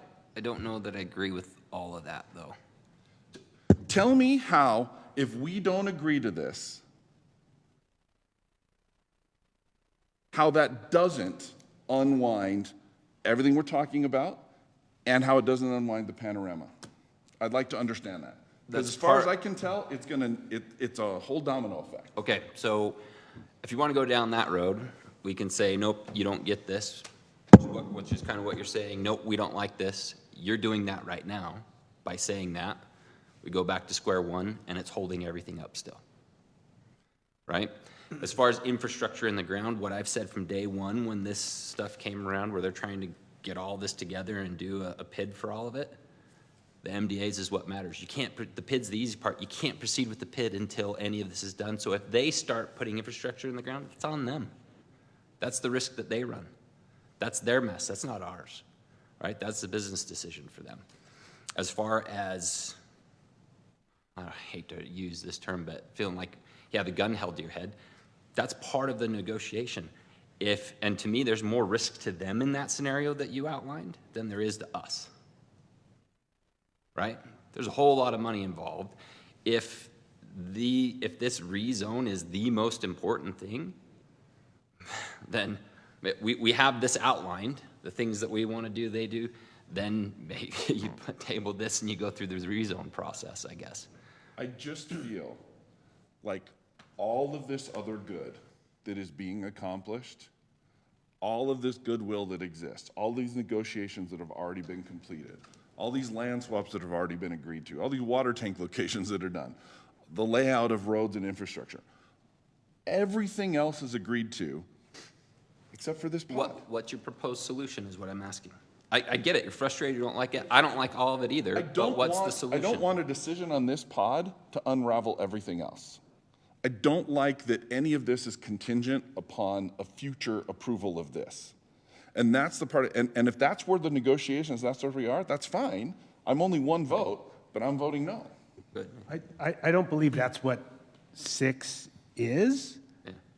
They may ask for it in 6, but what I wanted to make sure in 5 is that we recognize the way the MDA is currently written, which means they have to comply with the underlying zone. This zone, this part they're trying to add is FR 2.5. They get 48 units. Current zoning. Current zoning, without you making a change. So if they come in, that's their entitlement. They can build those, they can build 48 units. They're showing more, but this is a cartoonish picture at this point. They may ask for more in Amendment 6, but they could do that regardless of what you do here. In that amended and restated, it's kind of starting anew. They could come in and explain, maybe they sell you on that, maybe they don't. But I don't think you can do anything in this that would keep them from being able to ask for something. Yeah, so that's like maybe our disconnect between you and I, Steve, is that my understanding of this is that this is an agreement in and of itself, right? If we pass this, we get all the things that we asked for, and they've given up those, and they get 48 units there. That's what they get with this. Now, which are already entitled. So as Blake outlined, we've changed those things in here. Yep. Right? So my motion, what I plan to make a motion for is to prove it with the staff recommended changes that give us those protections that Nathan and Todd have spoken about, right? It's an agreement between two parties. They then can look at it and say, we don't like that, we're not agreeing to it, we want our 100 and whatever units that's there, right? I mean, that's the part of the negotiation. Or they can say, okay, we'll take what we've got for now and we'll see, we'll sign that and agree to it. That agreement stands. Amendment 5 would then be active. That's what it is. We don't have to change it at all. It's an agreement between two parties, right? There's nothing in it that says we have to do Amendment 6 and the rezone. There's nothing that says we have to do that, but it's up to them if they want to agree to the changes that staff has recommended that we make to this, that protect us. They can look at it and say, nope, that's not good enough, we don't agree, and we don't have an agreement. We're just one side of this, right? We're making changes to what they've proposed. They've proposed this, staff has said, nope, that's not what council directed us to. We would approve this, we'll recommend that council approve it with just the 48 that fit the underlying zone, right? Then they have to decide if that's good enough, whether they want to sign on to that or not, and ask us for more later. Because we're not granting them any more density right now. No. We're not. We're just, they could build 48. I'd like the clustering because I want it away from. But will you clarify again what you said a little while earlier? They have the right to clustering on it right now in I'd like to refer under to the old Todd. agreement, under the old MDA? It's more than that. Because this is what, 100 and something acres? 120. 120 acres. Under the MDA, at 4.5 units an acre, that's adding all these other units that they can use, and they're gonna put them into whatever zone applies for them to put it in. But they're gonna. That's what this we're not doing amendment that. fixes. Come on. We're signing, that's what we're agreeing to. That's is a what we're max agreeing to, unit is now. doing That's what we're away saying. with all of that, Steve. We're getting away from that. By this new agreement, we're maxing them out on units. Okay, fine. Correct? I mean, we're just giving them a set number of units now, besides the lump. There's a set mass. Yeah, they requested 1,500. We put it at 1,439. Which is the difference between the 48 and the 109. And even the ability to transfer units, and so they get 400 or 4.5 times 120. But they would have to have a zone that could accept them, which would also be FR 2.5. They would have to find it. That agreement, that's one of the reasons this needs to change. It's super confusing. They don't have any other FR 2.5. And again, with FR 2.5. Right. It's So that 2.5 acres per unit, not Steve, 2.5 units. that was my initial question, that was one of the main things, is that the sending and transferring zones had to be balanced out, zeroed out. The new table that they're referring to reflects that. So that's been done. They can't do that anymore, right? Yeah, As it is now. We had we've- heard your concern about that very thing very clearly, and that's what we're trying to do, at least with pod 20, because they're bringing it in under that underlying zone. So yes, under the current MDA, if we were not talking about an amendment, and they were just bringing that in, they'd get the 450 plus units, and the zone allows them to use 48. And they'd So have to have 400 another, to go someplace else. They would have to find a zone They would that ha- can accept it, but it has to be a like zone. it'd have to be another FR 2.5 2.5. zone. Right. And that's how we ended up proposing it to be this way. I started doing the analysis in the last presentation, that's how we started. I was looking at all the sending and receiving zones, and it wasn't balancing out. It was. Right. So that it was a part of the nightmare. requirement, and why I wanted to clarify on, if you can go back to the checklist, maybe. Right, what, the direction that we had gave that, so point out the couple of these that apply to that discussion. To me, it simplify the land use table of lump, I think is what we're referring to. Item 1 was to comply with the current general plan, so that'll pull everything in, so we won't have all these weird and shifted zones. And then, yeah, the rezone properties to comply, item 2, so. Right, so providing the analysis demonstrating the lump complies with the density limitation, right? Which also refers to the zone. So those are the things, those are the big wins, Steve, that we get with this. It cleans all of that up and it has the clause that says you can't do that anymore. Would you want us to look at, you'll notice that they took off all the stuff that's been built before, right? So there hasn't been an analysis of what's been built versus the whole package, right? Because we know that they overspent in other areas already. So this proposal is kind of like saying, we're just done with that.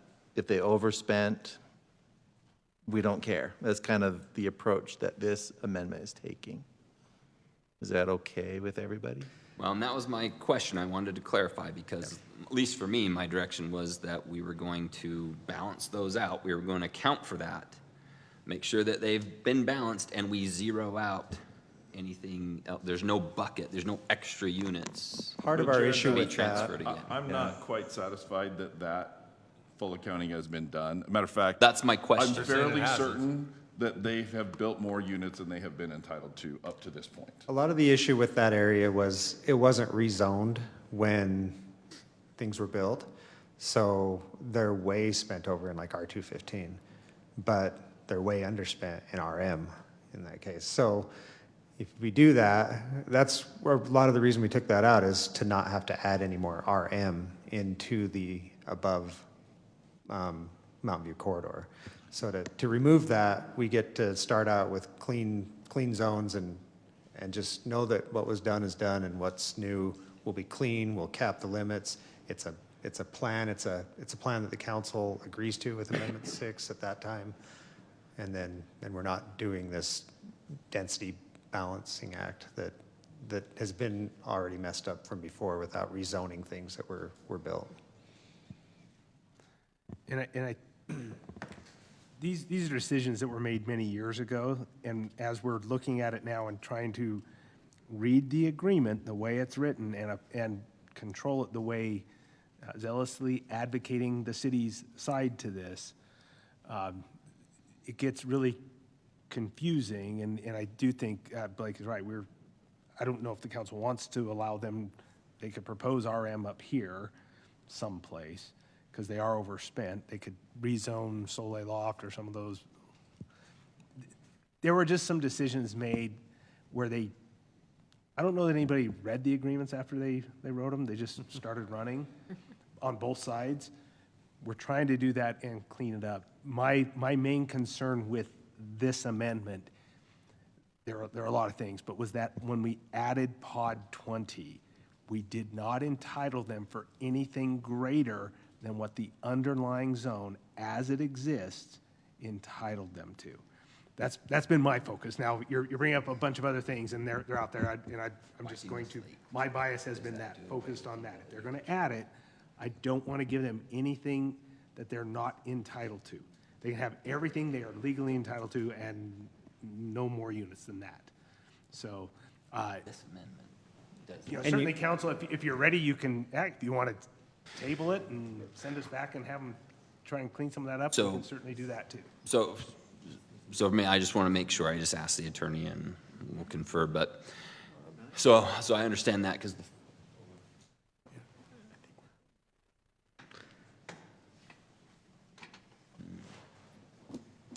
that's one of the outstanding issues.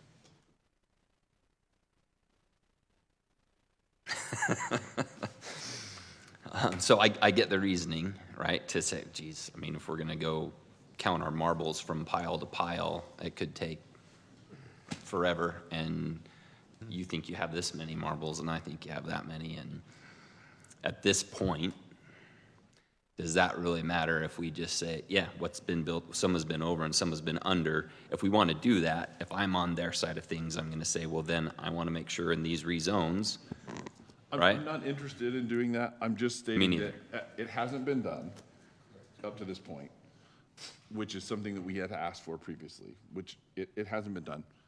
I'm kind of okay with that. It's sunk costs at this point. I'd like to just have a clean thing moving forward. I want to make sure it doesn't happen going forward. At this point, I'm not entirely satisfied that this is totally clean moving forward. That's why I'm in opposition. But I'm 1 of 5 votes. I've made my comments. I'm done. So. Well, and Steve, to be fair, we are cleaning up 5 things of 100 things that are still outstanding. And again, that's why we place so much emphasis on, and the reversion on Amendment 6, the amended and restated, to just start fresh, because we understand that we're not fixing all the issues. We're fixing a handful of them, essentially. So I guess that does beg the question, why would we not wait until we fix all the issues? What is there about this that is time critical that we have to do? It just feels like now? we're at 4th and 1. Yeah. And we need to score to win the game, and we're going to punt.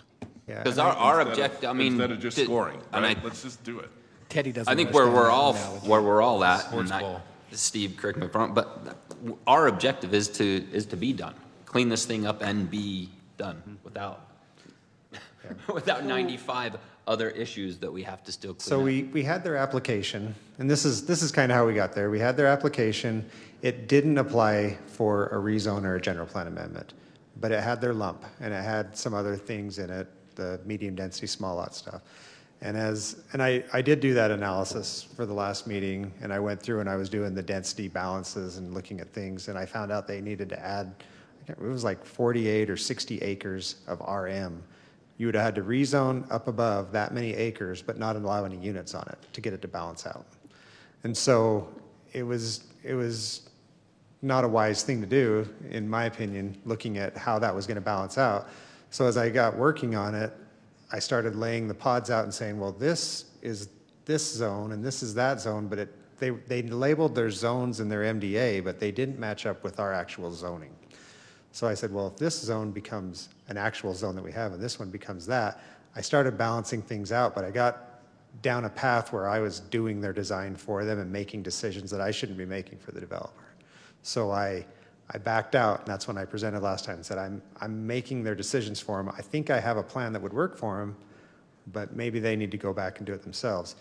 But they had Amendment 5 applied for. They were waiting for a decision. So we said, why don't we just go through and do a conditional approval on Amendment 5 and require Amendment 6? It's going to accomplish all this stuff of where we're at right now.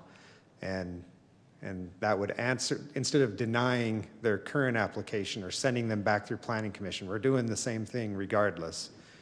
That's how we got to where we're at. So it is a little messy and clunky, but that's why we're doing this weird middle step thing. Okay, then I have 3 questions. Number 1,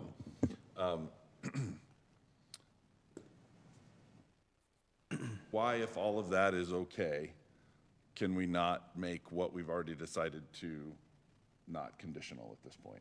Why is there still this conditional approval? Number 2, if it's conditional and it unravels, how does that negatively impact the other agreements? And then the third question, the thing we haven't talked about yet, is the status of the commercial development in the apartments. We were asked to discuss that in public comments tonight. So I'd like to address those 3 questions, and I'll just listen to the answers. The conditional is just because we'd have to go back and renotice and go back to planning commission. So we could do that. I don't know what we would do with this Amendment 5 application. They would need to amend their application. What is being accomplished by having a tentative agreement? We do get Are they going to spend money and move forward based on a tentative agreement? You have the other items, the medium density small lot, and they do have pods 16 and 17, which they can't get a building permit for because there's no water, but they could start with their infrastructure and doing some sewer work and things like that. So that's really what they're trying to get accomplished is some of They're their. going to do that without a PID? Because we're not approving PIDs. These aren't roads that are capital roads. This is a local road. Okay, fair enough. If you look down at that lower road. So that's where that's at. Unraveling the other agreement, I could see not approving it kind of puts them in limbo with some of their roads, so that may stop water lines from going from where the tanks are to the Rosecrest and Panorama projects if they were to get approved, or as they haven't been all applied for yet. But so that, I think if you don't approve this, it could stop it. If you do approve it, it could stop it. Either way, you could still have those risks, but I think the risk really does fall on the developers. Right now, everything's at a standstill on development up there, so it's really up to them to work together and make it happen. And the other agreements, we met yesterday with them. They're anticipating going to the Planning Commission on August 21st. So that process is moving forward, and their land swaps, all those things are all part of that. So there seems to be momentum from those two groups to move this forward. Specifically, why they needed Amendment 5 and it couldn't be 6 would probably be a question better answered by the developer than by staff. To your question there, I think that there's a lot of momentum. They're all there. I believe there are probably other agreements between them that we're not party to how that's all going to work. So I guess I couldn't answer exactly how it would unwind or if it would unwind. And then your third question, that's wasn't part of our staff report, and certainly you guys can talk about it. So the developer can really answer that one. Leif, do you want to come up? I know you've been chomping at the bit. Oh, no. To be honest, thank you for your time. But to be honest, you all hashed out every single topic that could be talked about on this. And I appreciate all your time and detail on it. And Steve, I understand your concerns and questions very much. And it gets so complicated so quick. And so I think what would be most useful for what I could say right now is kind of answer your question of like, why? Then why? Because like really at the end of the day, under current MDA, we could add this land in at 48 units, pretty much turnkey. Am I wrong there?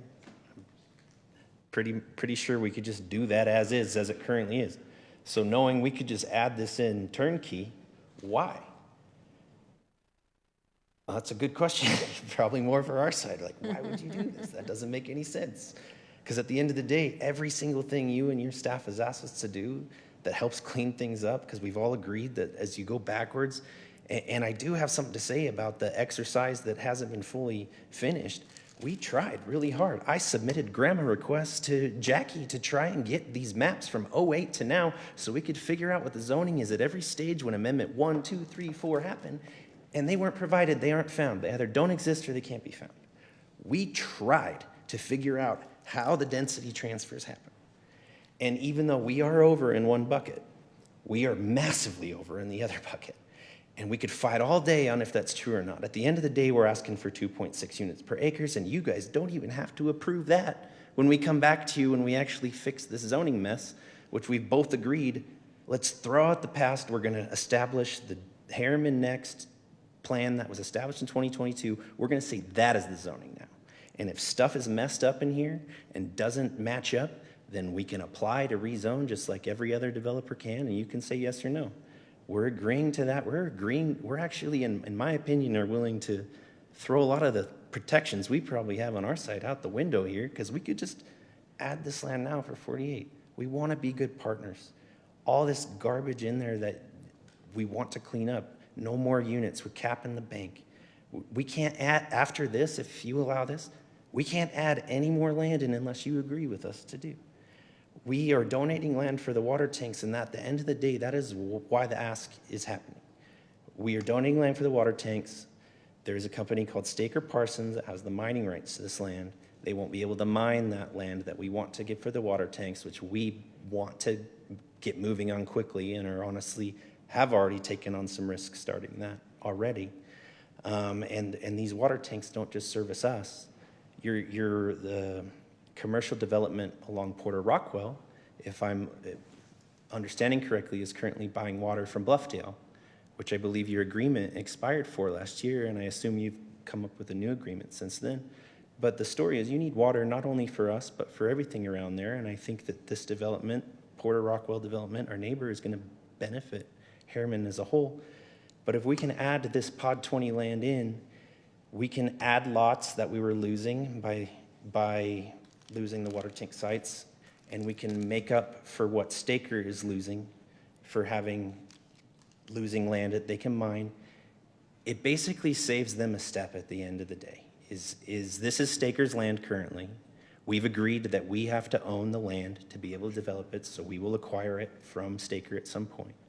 But it gives us more lots and more land that as we negotiate things with Staker, which this land probably will not get, homes probably won't exist there for 10 years, pending Camp Williams approval beyond that, which even if you approve this tonight, Camp Williams could say no and you're fine. It just helps us have something to negotiate with Staker so that we can get moving on these water tanks. We literally came to you with this last May. We're 13 months in. We wanted to start building these water tanks last May. And we're here now. We're about to lose our construction season. That is why we're asking for this now. I'm sure it's confusing. It's like, well, Amendment 6 is coming up and Panorama and all this stuff. Why is this waiting? This lets us get a 1, 2, 3 month jump on the water tanks that is already 2 years behind schedule. That's really it at the end of the day. And I appreciate all you're saying, because honestly, there's so much of this that is great, and I'm glad we're cleaning it up, and it's stuff that we've pounded the desk about, that you guys have heard us on. You've agreed to so many of the things that we've been asking for. There's so much about this agreement that's awesome, and that's kind of why I just want it to be done. Like we're all there, we're all good, we all like these things. What's the reason for a contingent agreement on all of these things? That's the part I don't understand. The second thing I don't understand is that and I'm kind of reading between what you just said, is that you need the additional units on this land to give compensation to Staker for the land they're giving up for the water tanks. So if we don't give you those extra units, there's not not compensatory earning on those additional lots that justifies their loss on those units where you're building the water tanks. And so you're building water tanks on land that you're gonna maybe have to just give them money for it in the future. I mean, it's your risk for sure, but I don't understand why we would jam up the whole rest of the agreement for that contingent agreement between you and Staker, because that's what it feels like is the reason all of this is contingent. And I'd prefer that agreement be not a part of all of this other stuff that's so much goodwill and so much good work that's been done. And that's probably at the heart of where my frustration is that, I understand. Damn it, I want this done, and now it's gonna come back again and might all unravel again. And it's just mind-boggling to me. I would love for it to just be done, and then let's figure out if we can make another agreement on other stuff. Maybe if that's not where we're at, that's not where we're at. I do think this is progress to getting to where you want to be. I think sometimes there's an elephant and you have to eat it one bite at a time. And sometimes we just want to eat the whole elephant because we want it done with, but maybe we have to eat it in chunks with this. That's a better analogy than the football. And Steve, We've just been eating it for 5 years. Well, and Steve, so I ran into Todd at lunch today, and I expressed my concern. I said, he explained to me why 6. Do you remember kind of what you, like, because 6 is going to come back, and that's what I love about this. It's going to be more than just this. So explain to 6, because that's what I love about 6. It's going to make our lives easier on this, DAI, Rosecrest? What's the goal of 6 that you told me at lunch? Yeah, so the goal of 6 is to start fresh with this property. The Panorama will come with their own MDA and the Rosecrest property, and it's going to come, there'll be 3 separate applications as far as the people coming forward, but it'll be a cohesive plan for this whole area. So that's why 6 is so important, is because we're coming fresh with everything on this property, DAIs. Rosecrest is a little bit different just because of the applications. They're just really moving boundaries. But hopefully we can stop looking in the past on these agreements that are very challenging to figure out what they mean and what they say and what's the underlying zone and what applies and what bucket's been taken from everything. So we wanted as staff a mechanism to help further that Amendment 6 along and give them incentive to move to make that application. Because my biggest worry is we do 5 without a condition and then we never get a new application. It's just a promise that's unfilled. So hopefully that was an ad that like Sherry said, we're biting off a portion of the elephant and we'll be fixing a lot of the elephant, but it's just a step with trying to get things resolved. I'm gonna make one last attempt to address And then we need to go. the what if, right? Because I get where you're coming from, Steve. Me too. If, I mean, what was the difference? Pod 20, 48 versus what are we asking for? 109. If that, 60 unit, 59 units. so that's what they came to staff with and were asking for. Our direction to staff was, we're not doing that without going through the rezone, the camp, and all of that kind of stuff. So staff's recommendation to us is to approve all of this and only approve the 48. Everything that was just discussed, everything else is coming. What you're concerned about unraveling the rest, they have to decide if that 60 whatever units is worth unraveling. To me, that's a bigger risk to them than us. If that makes. But at the end, my fellow council members, sometime the point is going to come down to, well, all we need to do is approve 60 more units and this whole deal's done. Yep. And it's going to come down to us to approve those 60 units. And it could. And that's what I'm seeing. It could, but so I guess my response to that is that mechanically the way this works, right? Staff is recommending to us to approve it with the 48. They then, right now, have to agree or not.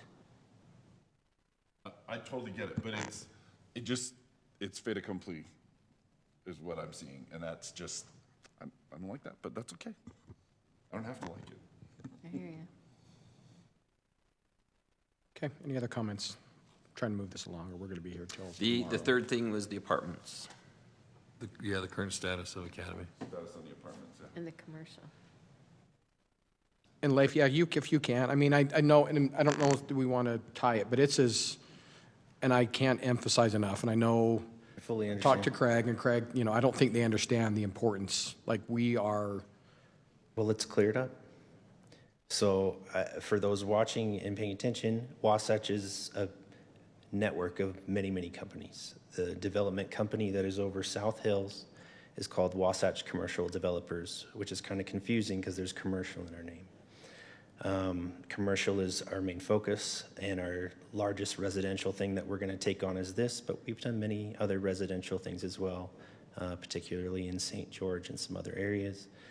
I'm sure Harriman residents are familiar with Soleil Lofts, which wasn't built by our development company, but one of our builders.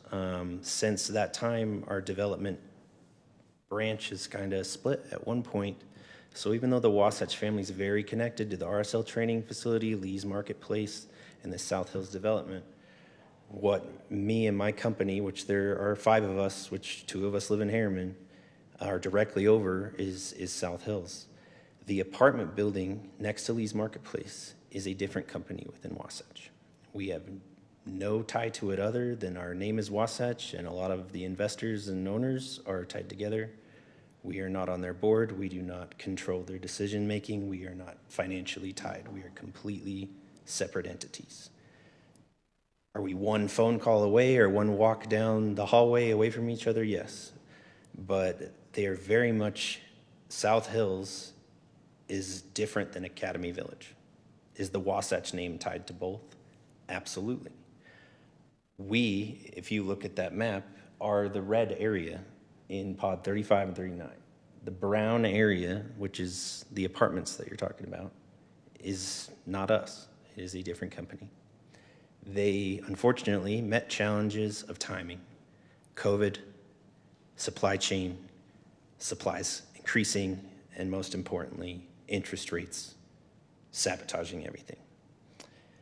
We are not a company that, as a not just my 5-person company, as a Wasatch company, we don't usually just give up on things. Even when times get tough, we've tried a couple things. Plan A didn't work. Plan B didn't work. Plan C currently, as I've been told, I cannot be sworn to this, I don't have actual proof data, but what we have been told recently is that another entity, which is familiar with the area, Draper, Riverton, they have many apartments and hotels within the Salt Lake and Utah County areas, is acquiring it and is starting in August, which is 2 weeks away. So if we had more control over the speed at which those apartments get built, we would do everything we could. But I can still assure you, as much as I can by my word, which I know might not be worth too much, that it is not being given up on, and it is actively being solved. And another thing I would add is pod 2 and 4, right behind the stadium there and the training facility. If I was a council member and I was trying to trust what I was saying, that I'd be like, well, I see high density in pod 16 and 17, just like 2 and 4. And my understanding is you're not fully pleased with how 2 and 4 came out. Those were sold to another home builder that then decided to build as they designed and as you approved. 16 and 17 on our side would be built by our construction company, Wasatch Construction Partners, in the same way Soleil Lofts was built, with the same quality. We imagine this giant water feature as you drive in off of Mountain View, and if you wanted to hold us to any of that and put it in the agreements that we have to be the builder and it has to be designed a certain way, we would. At this point, we literally we just want to be good partners and would work with you on however you want it. We want a good product too. But to answer your long question, the long answer to your question on the apartments, unfortunately, we as an applicant don't have direct control over that.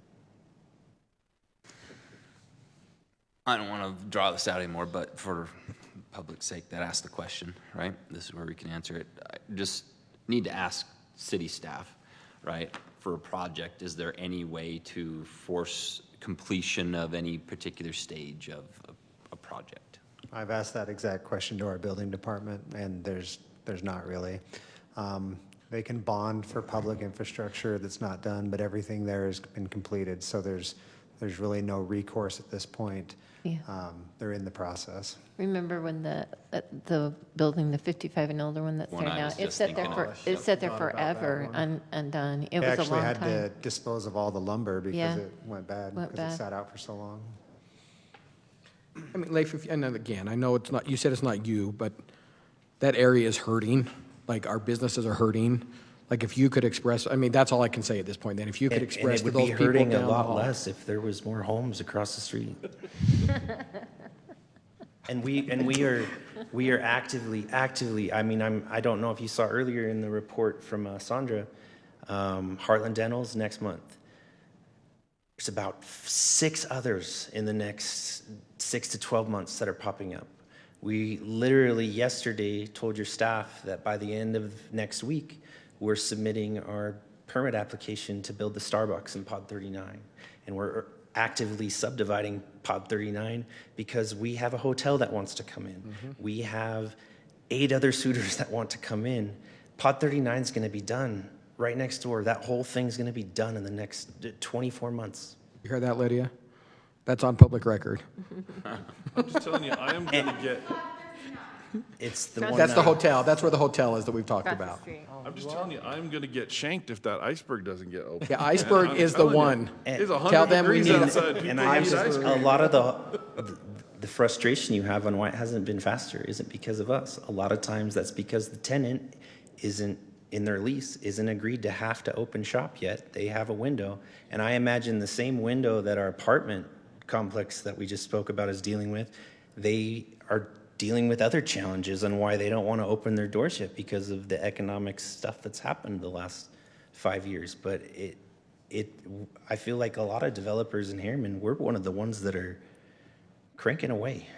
We're not sitting on our. And again, and like I said, just if you can walk down the hall and tell them we need it, we want it, we're excited about it. I mean, if we weren't excited about what's coming, we wouldn't be, and we've got other current ones that need a big. Well, I can tell you now, Starbucks is coming pretty quick. Okay. Thank you. Okay, thank you, Leif. All right. Okay, let's do this. Let's do a motion. We're good? Okay, so I'm ready to make a motion, but preemptively, I just want to thank everybody, staff, applicant, council for robust discussion on this tonight.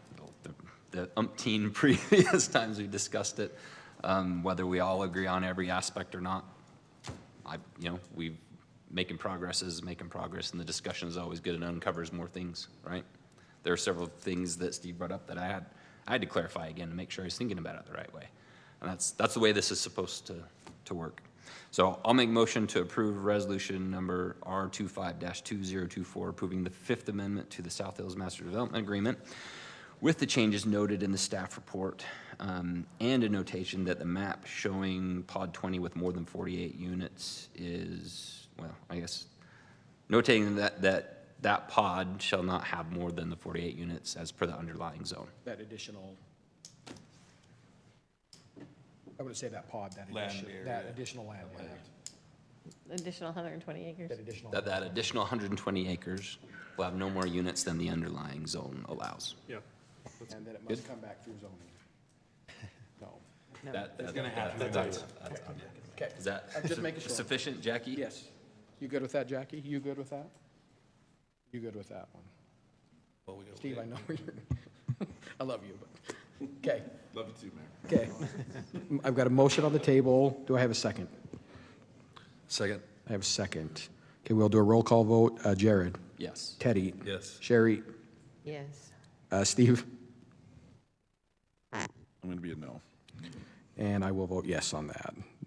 So that motion carries 4-1. And again, Steve, I hope you know we do understand. I think we all understand. Yep, I get it. I appreciate you sticking to your Yep. guns and vote no, right? We love you. Like I said, we love you. In the end, it doesn't impact anything, right? But I'm 95% of a yes, right? But I'm not 100% I get it. yes, and so I just couldn't get there. But I again, totally it gets to agree move with you. forward, and I'm not dissatisfied that it's moving forward. I'm So just tired of the elephant being on your God, dinner I'm plate. just tired. I I'm hear ya. tired of I've the elephant. Me I've too. done the same thing countless times, Steve. Countless times. Okay, we're going to get through the rest of these in 5 minutes. 11.2, discuss and consider a contract for a federal lobbyist. Nathan. So I will just be brief. You had empowered, the council had empowered Mayor Palmer and Councilor Hodges to interview the 3 finalists for the lobbyist. In my opinion, as we interviewed, I just sat in and listened. Each of those lobbyists had different strengths and brought completely different approaches to it. And I will defer to the council to explain their thoughts. But that came out of there is that we, as a city, need to spend some time to figure out what we want a lobbyist at the federal level to do for us before we start to spend $60,000 a year. So I'd turn the time over to the mayor and Councilor Hodges to add anything to that if they would like. And if you're okay, we interviewed these 3, and they, like Nathan said, there were some that had more, they had more strengths in Washington with some staff. There were some that had some connections here, but then also had some connections. But I think all of them at the end of the day asked us what our priorities were at the federal level. And we couldn't answer that yet. I think we're still learning, we're still growing up in that way as a city. So we decided, kind of our recommendation coming out of that, all three would be good, honestly. But if we don't have priorities yet, I don't know, that's the $60,000 that we were ready to spend right now. I think we take the time, and I think we need to make it a focus as a council over the next year to find out what those priorities are, try to understand what a federal lobbyist does. I think it would even be good, Nathan, to even have that discussion, because I think we learned a lot out of that, and then kind of come up with some goals, and then revisit this in a year or two, and then put that back on the budget. But we just didn't want to waste, I don't want to say waste, but we didn't want to spend that money if we didn't have priorities to tell them what to do. Yep, clear You're direction. suggesting that a government entity should hold off on spending money until it knows what direction it goes? That is That's what bizarre. I'm saying. Yeah, and Put it on my reelection ballot, my reelection thing. It was eye-opening to see the different strategies all three parties took too. And I mean, I don't thanks to staff for narrowing those down from, I don't know how many we got, but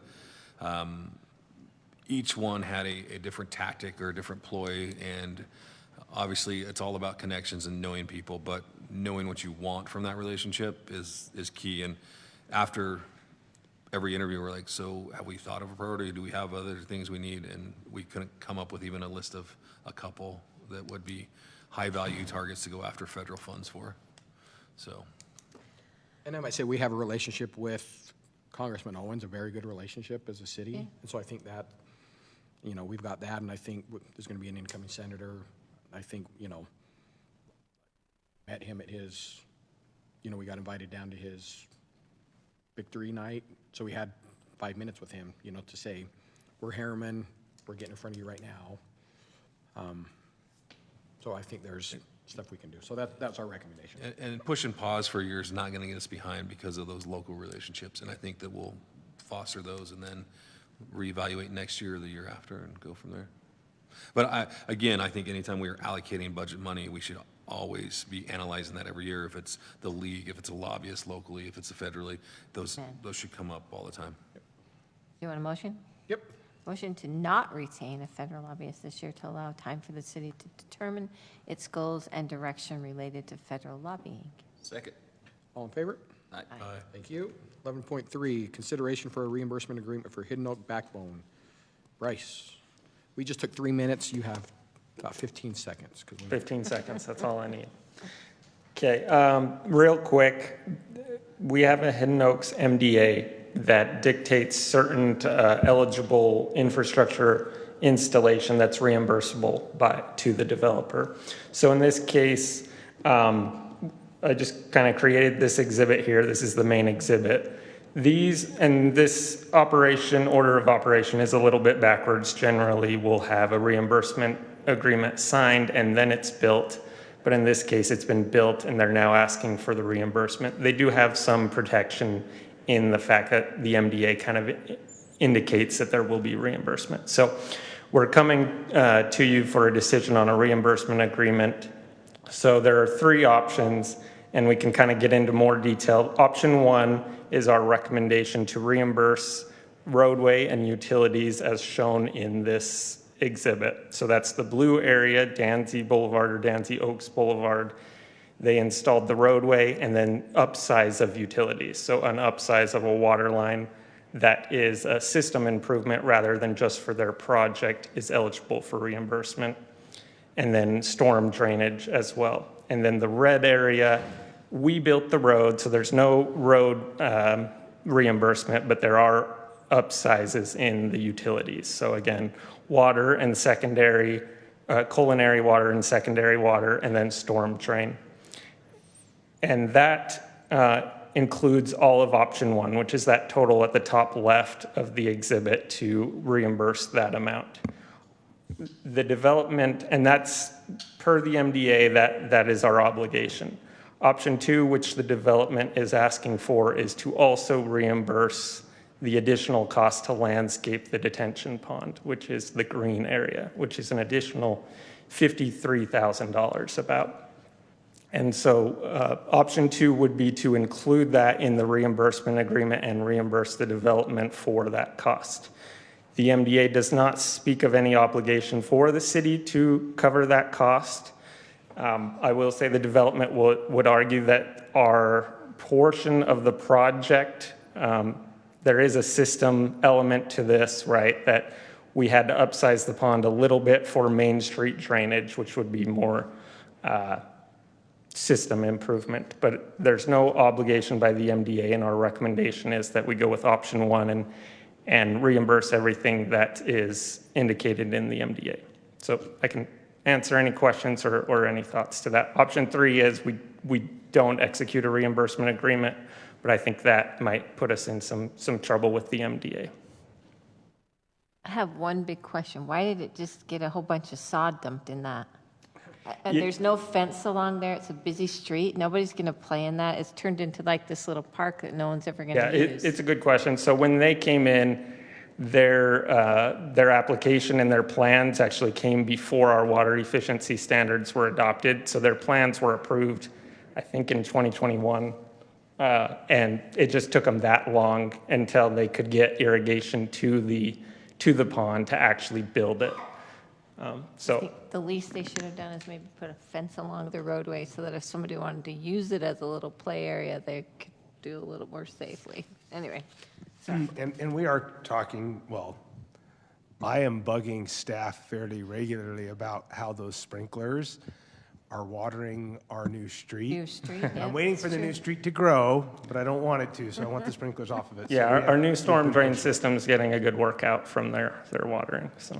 So one question is, how much percentage do we put in from Main Street or have to increase that size? So, and Jonathan can maybe pipe in here, but I believe it's 40% of the volume is coming from roadway, and then the other 60% is from their project, their subdivisions. But we're also accommodating a lot of extra storm drain because they're over water. Yeah, and in the staff report, it kind of goes through, they propose this area for the detention pond, and so that's why Main Street is pouring into it. Otherwise, they would have had to place it in their subdivision, so they did receive a benefit of having more ability to build lots where they don't have a detention pond, and they piped it down to this area. So that's the benefit they received. The benefit we received is that we do use it for detention from Main Street. I think that overrides the other questions I had. How much cost did we save by not having to do our own Main Street or storm drain? Yeah, I don't know if I have a great answer. You could say proportionately that's about what it would cost for our smaller, but I would probably say if we're creating our own separate pond, that's going to be, there's more mobilization costs than just upsizing, right? Agreed. And staff's recommendation is option 1, right? Yeah, and it gets murky because originally, as you probably all remember, they were also going to build the roadway. So the roadway was going to be a reimbursement as part of the project as well. And then we took over the road. So the lines of who did what kind of got a little murky when we took over the road, even though the road was always planning to tie detention into that pond.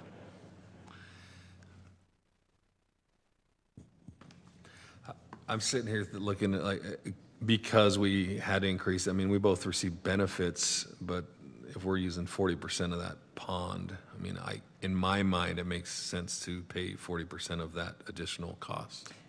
But that's kind of where I'm sitting, but you're $21,000 on top of the. And I will say further to further your point, all of it is budgeted. Option 1 is budgeted for fiscal year 25, and additionally, the option 2 is budgeted to come out of our general fund capital projects budget if the council chose to go that route. It wouldn't require a budget amendment.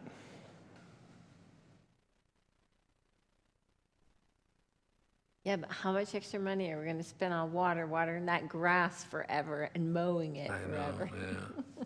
And then it's our maintenance, right? Yeah, so we'll take over maintenance. But can we put that other sod in there? Not now. I mean, well, we could, you but then just that's a overseed huge it, cost, too. maybe?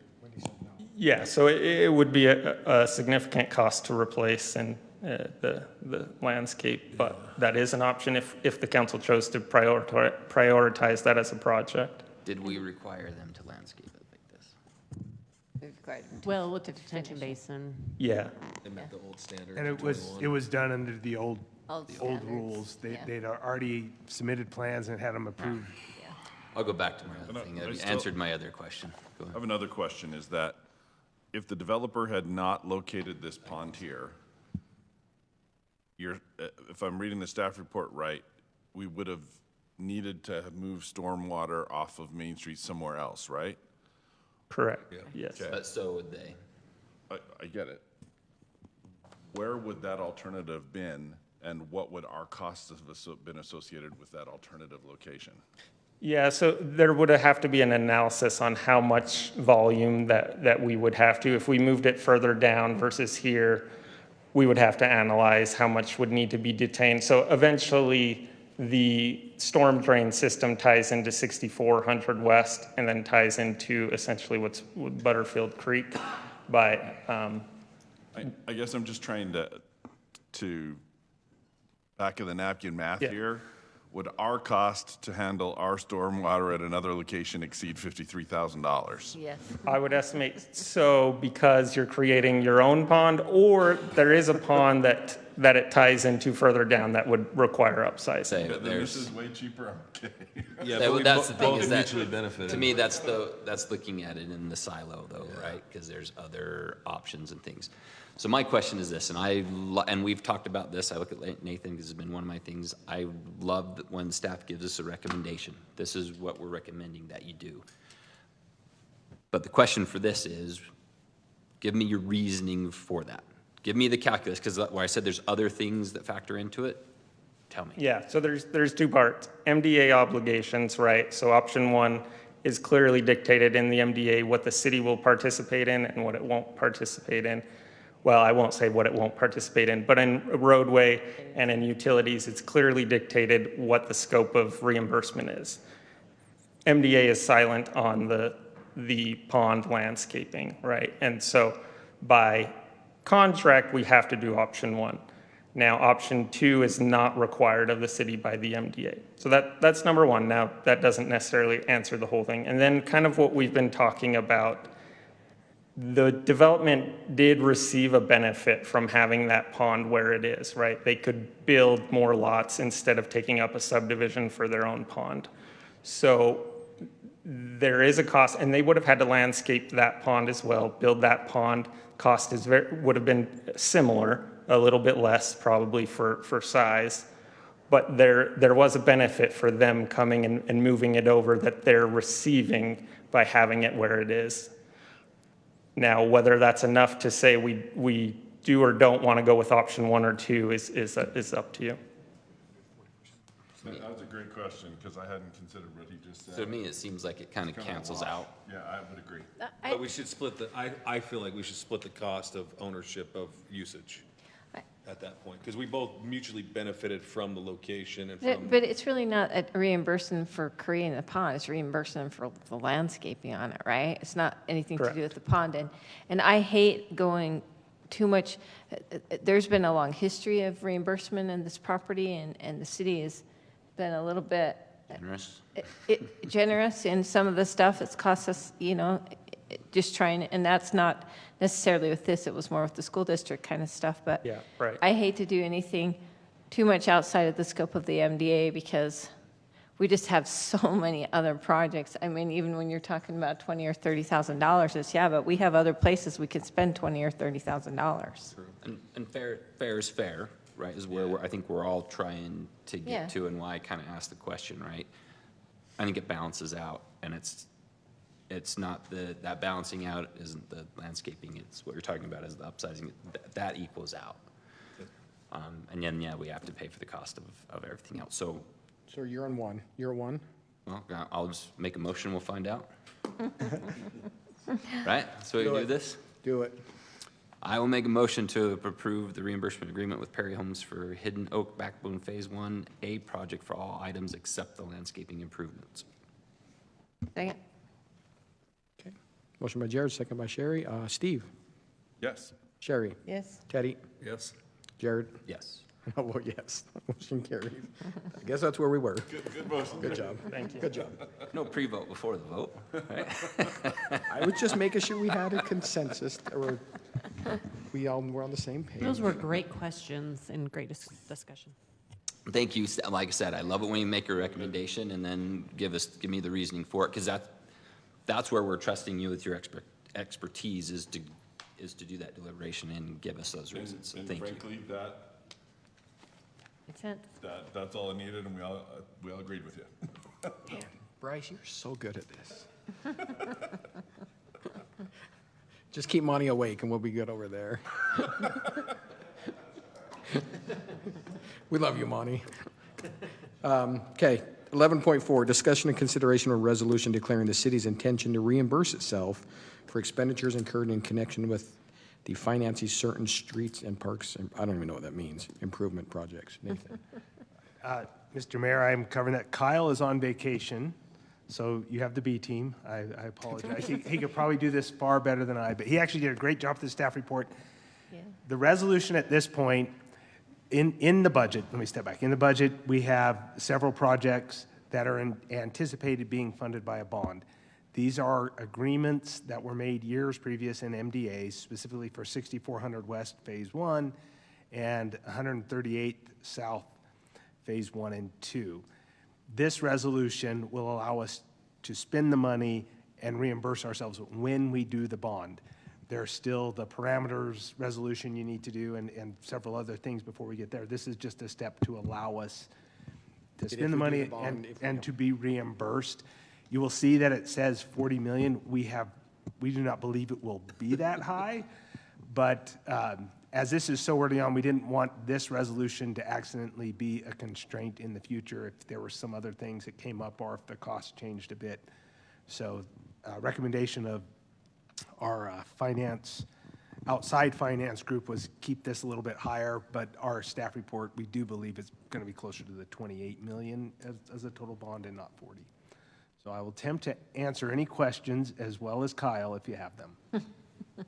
But he's on a vacation. He said he was going to call in, and we said no. Good for you. Exactly. No questions. I'll look for a motion. Motion to approve resolution number R26-2024, declaring the city's intention to reimburse itself for expenditures incurred in connection with financing all or a portion of the costs of road projects, park projects, utility projects, and related improvements with proceeds of bonds that it intends to issue. Second? Motion by Jared, second by Teddy. Jared? Yes. Teddy? Yes. Sherry? Yes. Steve? Yes. And I'll vote yes, that motion carries. 11.5, amending code section 4.6, noise ordinance regarding construction-related noise. So the city's current code section was adopted in 1999 when the city incorporated. It by reference, agrees to the county health department noise regulation. That's been changed multiple times since 1999.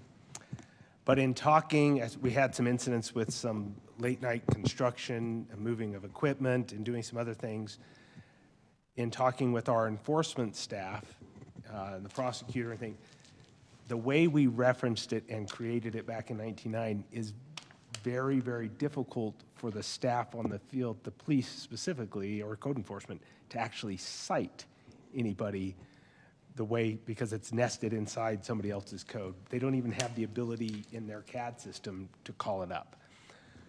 So as we talked about, that simple solution is to amend our code and specifically call it out. So in 4.6-2, we amended it to say we can do this. We can be more restrictive in our own ordinance.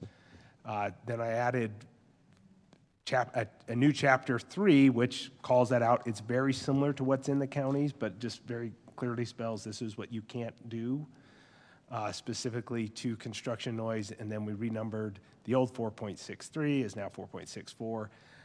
We did make it an infraction with, if there's a continuing, then it would become a misdemeanor. A misdemeanor seems pretty heavy-handed for your first violation. Yeah. This does not remove it. This doesn't change that we still incorporate the county's noise ordinance, specifically for things that are more fixed in locations where you're starting to talk about decibel meters and all that, we would still rely on the county health department to help us on this. So this is very short. I know there was some conversation, should we adjust other things? You can. But if you adopt this tonight, it will just make life easier for us as we try to enforce and educate our contracting friends. I like it. Well done. Okay, Jared, I'll let you make this motion. Don't wake me up at 2 a.m. Motion to approve ordinance number 2024-17, amending Harriman City Code 4-6 relating to noise regulations. Motion by Jared, second by Sherry. Steve? Yes, Sherry? with one comment at Oh, the end, if I can. okay, yep. Sherry, yes. Teddy? Yes. Jared? Yes. And I'll vote yes, that motion carries. Steve? I'd love to see this come back at a future date with some kind of language around restricting excessive car noise above us after a certain time too, with modified mufflers revving up and down the streets, crazy noises. On 126th, on Every street, neighborhood streets, all that kind of stuff. And I mean, if we can enforce construction noise without a decibel meter and all that kind of stuff, we should be able to do something like that with cars being excessively noisy as well. Not just cars, but, I mean, vehicles. Motorized vehicles that are just it's annoying as hell at How 1 do you- o'clock in the morning to hear cars. We'll do some research. That actually is a lot more complex than construction noise. Public. Yeah, I don't know how. Because they're already improved rights of way and vehicles can move on those, but we'll do some research. And that would be harder There's a difference to between moving enforce. and revving your engine cut to off the muffler on the 8,000 RPMs at 3 in the morning. Yeah, but I think there's a department that's ran by the state that controls all motor vehicles and noises and compliance. We'll look at it and at least talk to you about it. For this, thank you very much to everybody that looked at this and worked on it. I and my neighbors were dumbfounded that there was literally nothing that we could do. You can call the police, you notify the city, and all we do is tell them, well, please don't do that anymore. And they know that there's nothing we can do, and they just keep doing it. So, thank you. Perfect. Yeah. You got to get better pajamas, because when I went outside and yelled at the ones behind me when they were doing it, they quit. That's because he was wearing some. Sure, you're just scarier than Jared is. Okay, we're going to move on. 11.6, discuss and consider a recommendation to amend Chapter 10-9 Agricultural Zones of Title 10 Land Development Code to remove density bonus options in the A1. Yes, I already vote yes. Thank you. I'll be brief. This item and the next item are items that you have previously discussed as a city council. This specific amendment is for the R110 zone. We discussed it in the joint meeting last month. We're still maintaining the quarter acre, and that's just quarter acre technically is a little bit bigger than 10,000 square feet, but we're saying 10,000 square feet minimum in the A110 zone. The objectives is to simplify the subdivision regulation, to improve predictability. The current density bonus structure allowed the Planning Commission to make the final decision on a subdivision layout. And as you know, changes in state code are requiring us to be more predictable through the development review process. So we're complying with the state code and making this adjustment. And it also has mutual benefits. It benefits the private property interests as well as potential additional resources for providing services for the city. So included the draft in your packet. This amendment was very simple. All of the language that needed to be removed was from one specific section. So Planning Commission heard this, no public comments. Recommended 6-0 to make this amendment. Perfect. Thank you, Michael. So I probably want to jump up and shout for joy on this one. I think we've been asking for this Yeah, for a long time. because that was never made any sense to me, this bonus density thing. It just made everything so confusing, and it was certainly not in the city's best interest, in my opinion. So thank you. I'll make a motion on that one, if that's okay. Yes, please. To approve ordinance number 2024-18, amending Title 10 of Harriman City Code to remove the bonus density regulation in A-1-10 agricultural single-family zone. Second. Motion by Sherry, second by Steve. Jared? Yes. Teddy? Yep. Sherry? Yes. Steve? Yes. And I'll vote yes, that motion carries. If I can just make one quick comment about that. Michael, just made a comment like we made about Bryce making a recommendation. Is the recommendation of the staff report just tells us what the planning commission recommended. It doesn't say what our city planner recommends. I wholeheartedly agree with this one. Yes, I've been wanting it as well. Okay, good. That's what I thought. Okay, and I'll do a better job I'd of appreciate saying that. Your specific recommendations in the staff reports are helpful, so. Okay, 11.7, discuss and consider recommendation to amend sections of Title 10 Land Development Code to clarify street connectivity requirements for subdivision plat applications and reduce the terms of expiration for preliminary plat approval. Michael. And this is an item that our city attorney, Todd Sheeran, had actually drafted and presented to you. The council had adopted essentially an interim provision. We've been parceling land for decades, centuries, right, is the Western migration, but we haven't been doing it really by plat, starting until like the late, 1930s, 1920s. I thought we were done with the South Hills thing. Sorry. And as we know, there's been a lot more interest from the state legislature on the whole platting process. You just went through a recent update. Here's another one for our subdivision code. But this one came because we were having some conversations with some of our development partners. Blake and I and Todd met on these questions that were brought to our attention. And the end result is we're proposing in this amendment that we modify that this section, new streets shall connect with existing public streets. We're still going to require that, but it will be accomplished in phases. There'll be certain things that'll be required at the preliminary review, and then other parts will be required at the final step. And then also our expiration of plan approval. Currently it's 2 years for preliminary approval, can be extended for up to twice that amount of time, so 6 years altogether. Todd said that's ridiculous. We've talked about it with some of our development partners, and they said, you're right, typically it's just 1 and 1. 1 year for the original approval and an additional 1 year extension. So that is brought to you. You told us to start that amendment.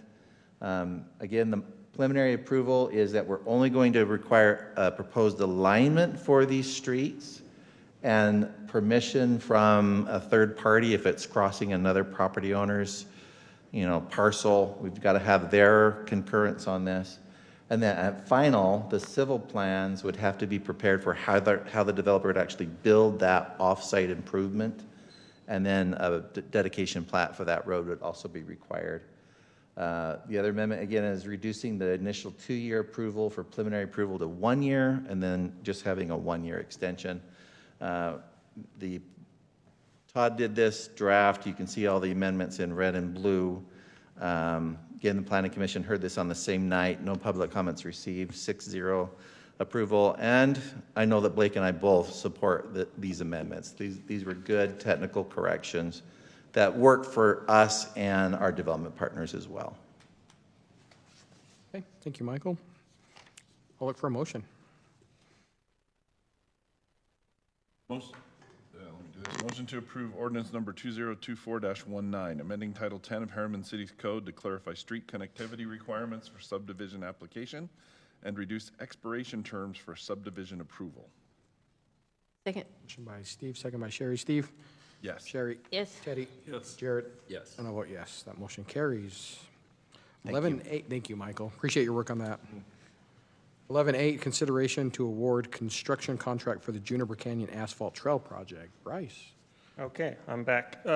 Real quick, so most of our bid openings and our construction contracts, if they come under budget and we have the correct amount or the estimated amount of contingency we need, generally we won't have a full discussion. It'll go to consent agenda for approval.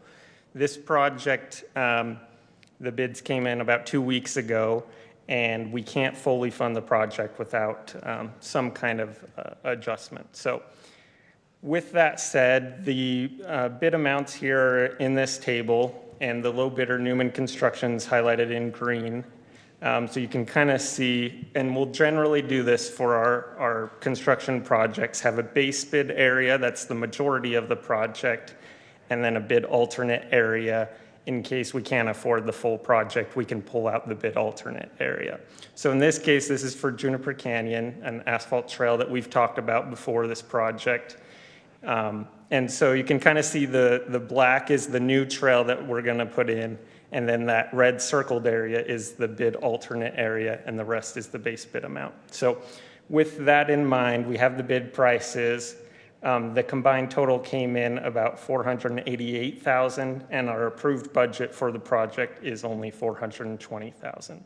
So, and there's more cost to the project than just construction, as you all know. There's a design cost to get the design, and then in this case, we're involving a extra contractor to come in and seed the area and give it more of a native look around the asphalt trail. So with that said, if we were to go with the combined total of the bid, and include all of those things, we'd be about $155,000 already over budget before any change orders and having no contingency. So with that said, there's a couple of options to move forward, and they're kind of laid out here. Option one is to transfer money from another project to supplement this project and build a contingency fund. And I'll talk a little bit more detail into that. And then option two is if we go back, we don't award the bid alternate area. We only award the base bid section. That will allow us to move forward without any budget amendments. But I will say, you can see at the bottom of that table of option two, it does not leave much money in the bucket in case of change orders or for construction contingency. So there may be, depending on how the project goes, it's a pretty simple project, so hopefully there's not a lot of change orders. But if there is, we would, and it exceeds that amount, we would have to come back for a budget amendment at that point. Bryce, can I interject for 1 second? Yes. And propose an option 3? Yes. We have $2.3 million budgeted in park impact fees for this project, for Juniper Canyon Recreation Area. We could also use that money on this trail. So you're using project for project instead of taking it from a 7300 West roadway project to a park project. We're using park money to pay for this extra money, if you want to. That's just an option 3 that I thought about today, so. But then that would affect what? Further amenities on. Right. Right. The next Yeah. phases of Yeah, but- which we but may that's a not be more able to prudent approach do then. this budget year anyway because of Mountain View construction. So this might be a good place for it.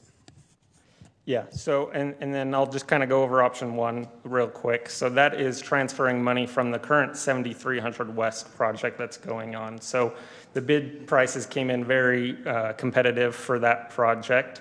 And so we have a very healthy contingency fund. So if we proceeded with option one and transferred $250,000 from that project, which is funded by general fund capital project money, so we don't necessarily have an issue of traffic impact fee trying to pay for a parks project. And in talking with Kyle, there's no problem to transfer that money if the council chose to do so. If we did that, then we'd be left with still about $1 million left in the contingency fund for 7300 West. And we're about 55% complete with that project so far. So that would leave us with over 50% contingency of the overall construction price. And so still a healthy contingency. And then that would give us the 20% we would be looking for typically on a parks project for the Juniper Canyon Asphalt Trail project. So the only funds that are restricted right now are the park impact fee funds. So that, in my mind, it'd make more sense to use constrained money, restricted funds, rather than, and leave this open until that project's finished and then transfer these funds to a new 100%. project. Yep, that's the one. Or use them for the Canyon future projects if we do use that funds. Yeah. It's option 2, it's option 3 for me. Option 3, yeah. And I think you've put the 20% in. I think you pull out of park impact. The 250. I mean, whatever you need. Whatever, I guess yeah. whatever we need. Yeah, it would be the 250, yeah. All right, Jackie's gonna have to tell me if this will fly. We Option good? one, you're just taking it from a different bucket. Yeah, and I don't want to do option one Same yet. amount, Well, though. yeah, I think that's appropriate. Yep. And you have a lot of future road projects, Yes. so they could probably use that money. I would agree. 100%. And then if there's unused contingency, could we transfer it back into the park? But, okay. No, that's you what could it- use it on Gina. Yeah, reimburse essentially. Yes, preach.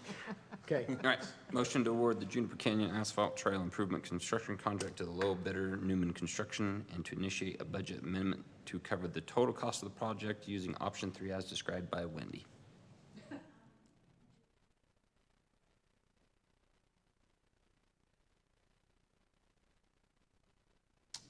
If needed. We'll have I to do think the you budget would. amendment anyway. Yeah, we'll award the contract. And then we'll do the budget amendment later. Later if we need it. Okay. Where the money's coming from. Do it again. A motion is what they just said. Second. Yeah, she gives me a thumbs Look up. I at, don't look have at to those. say it all again. She's staring down. Well, it's going to initiate the budget amendment, not make it. So I think we're fine either way. Yeah.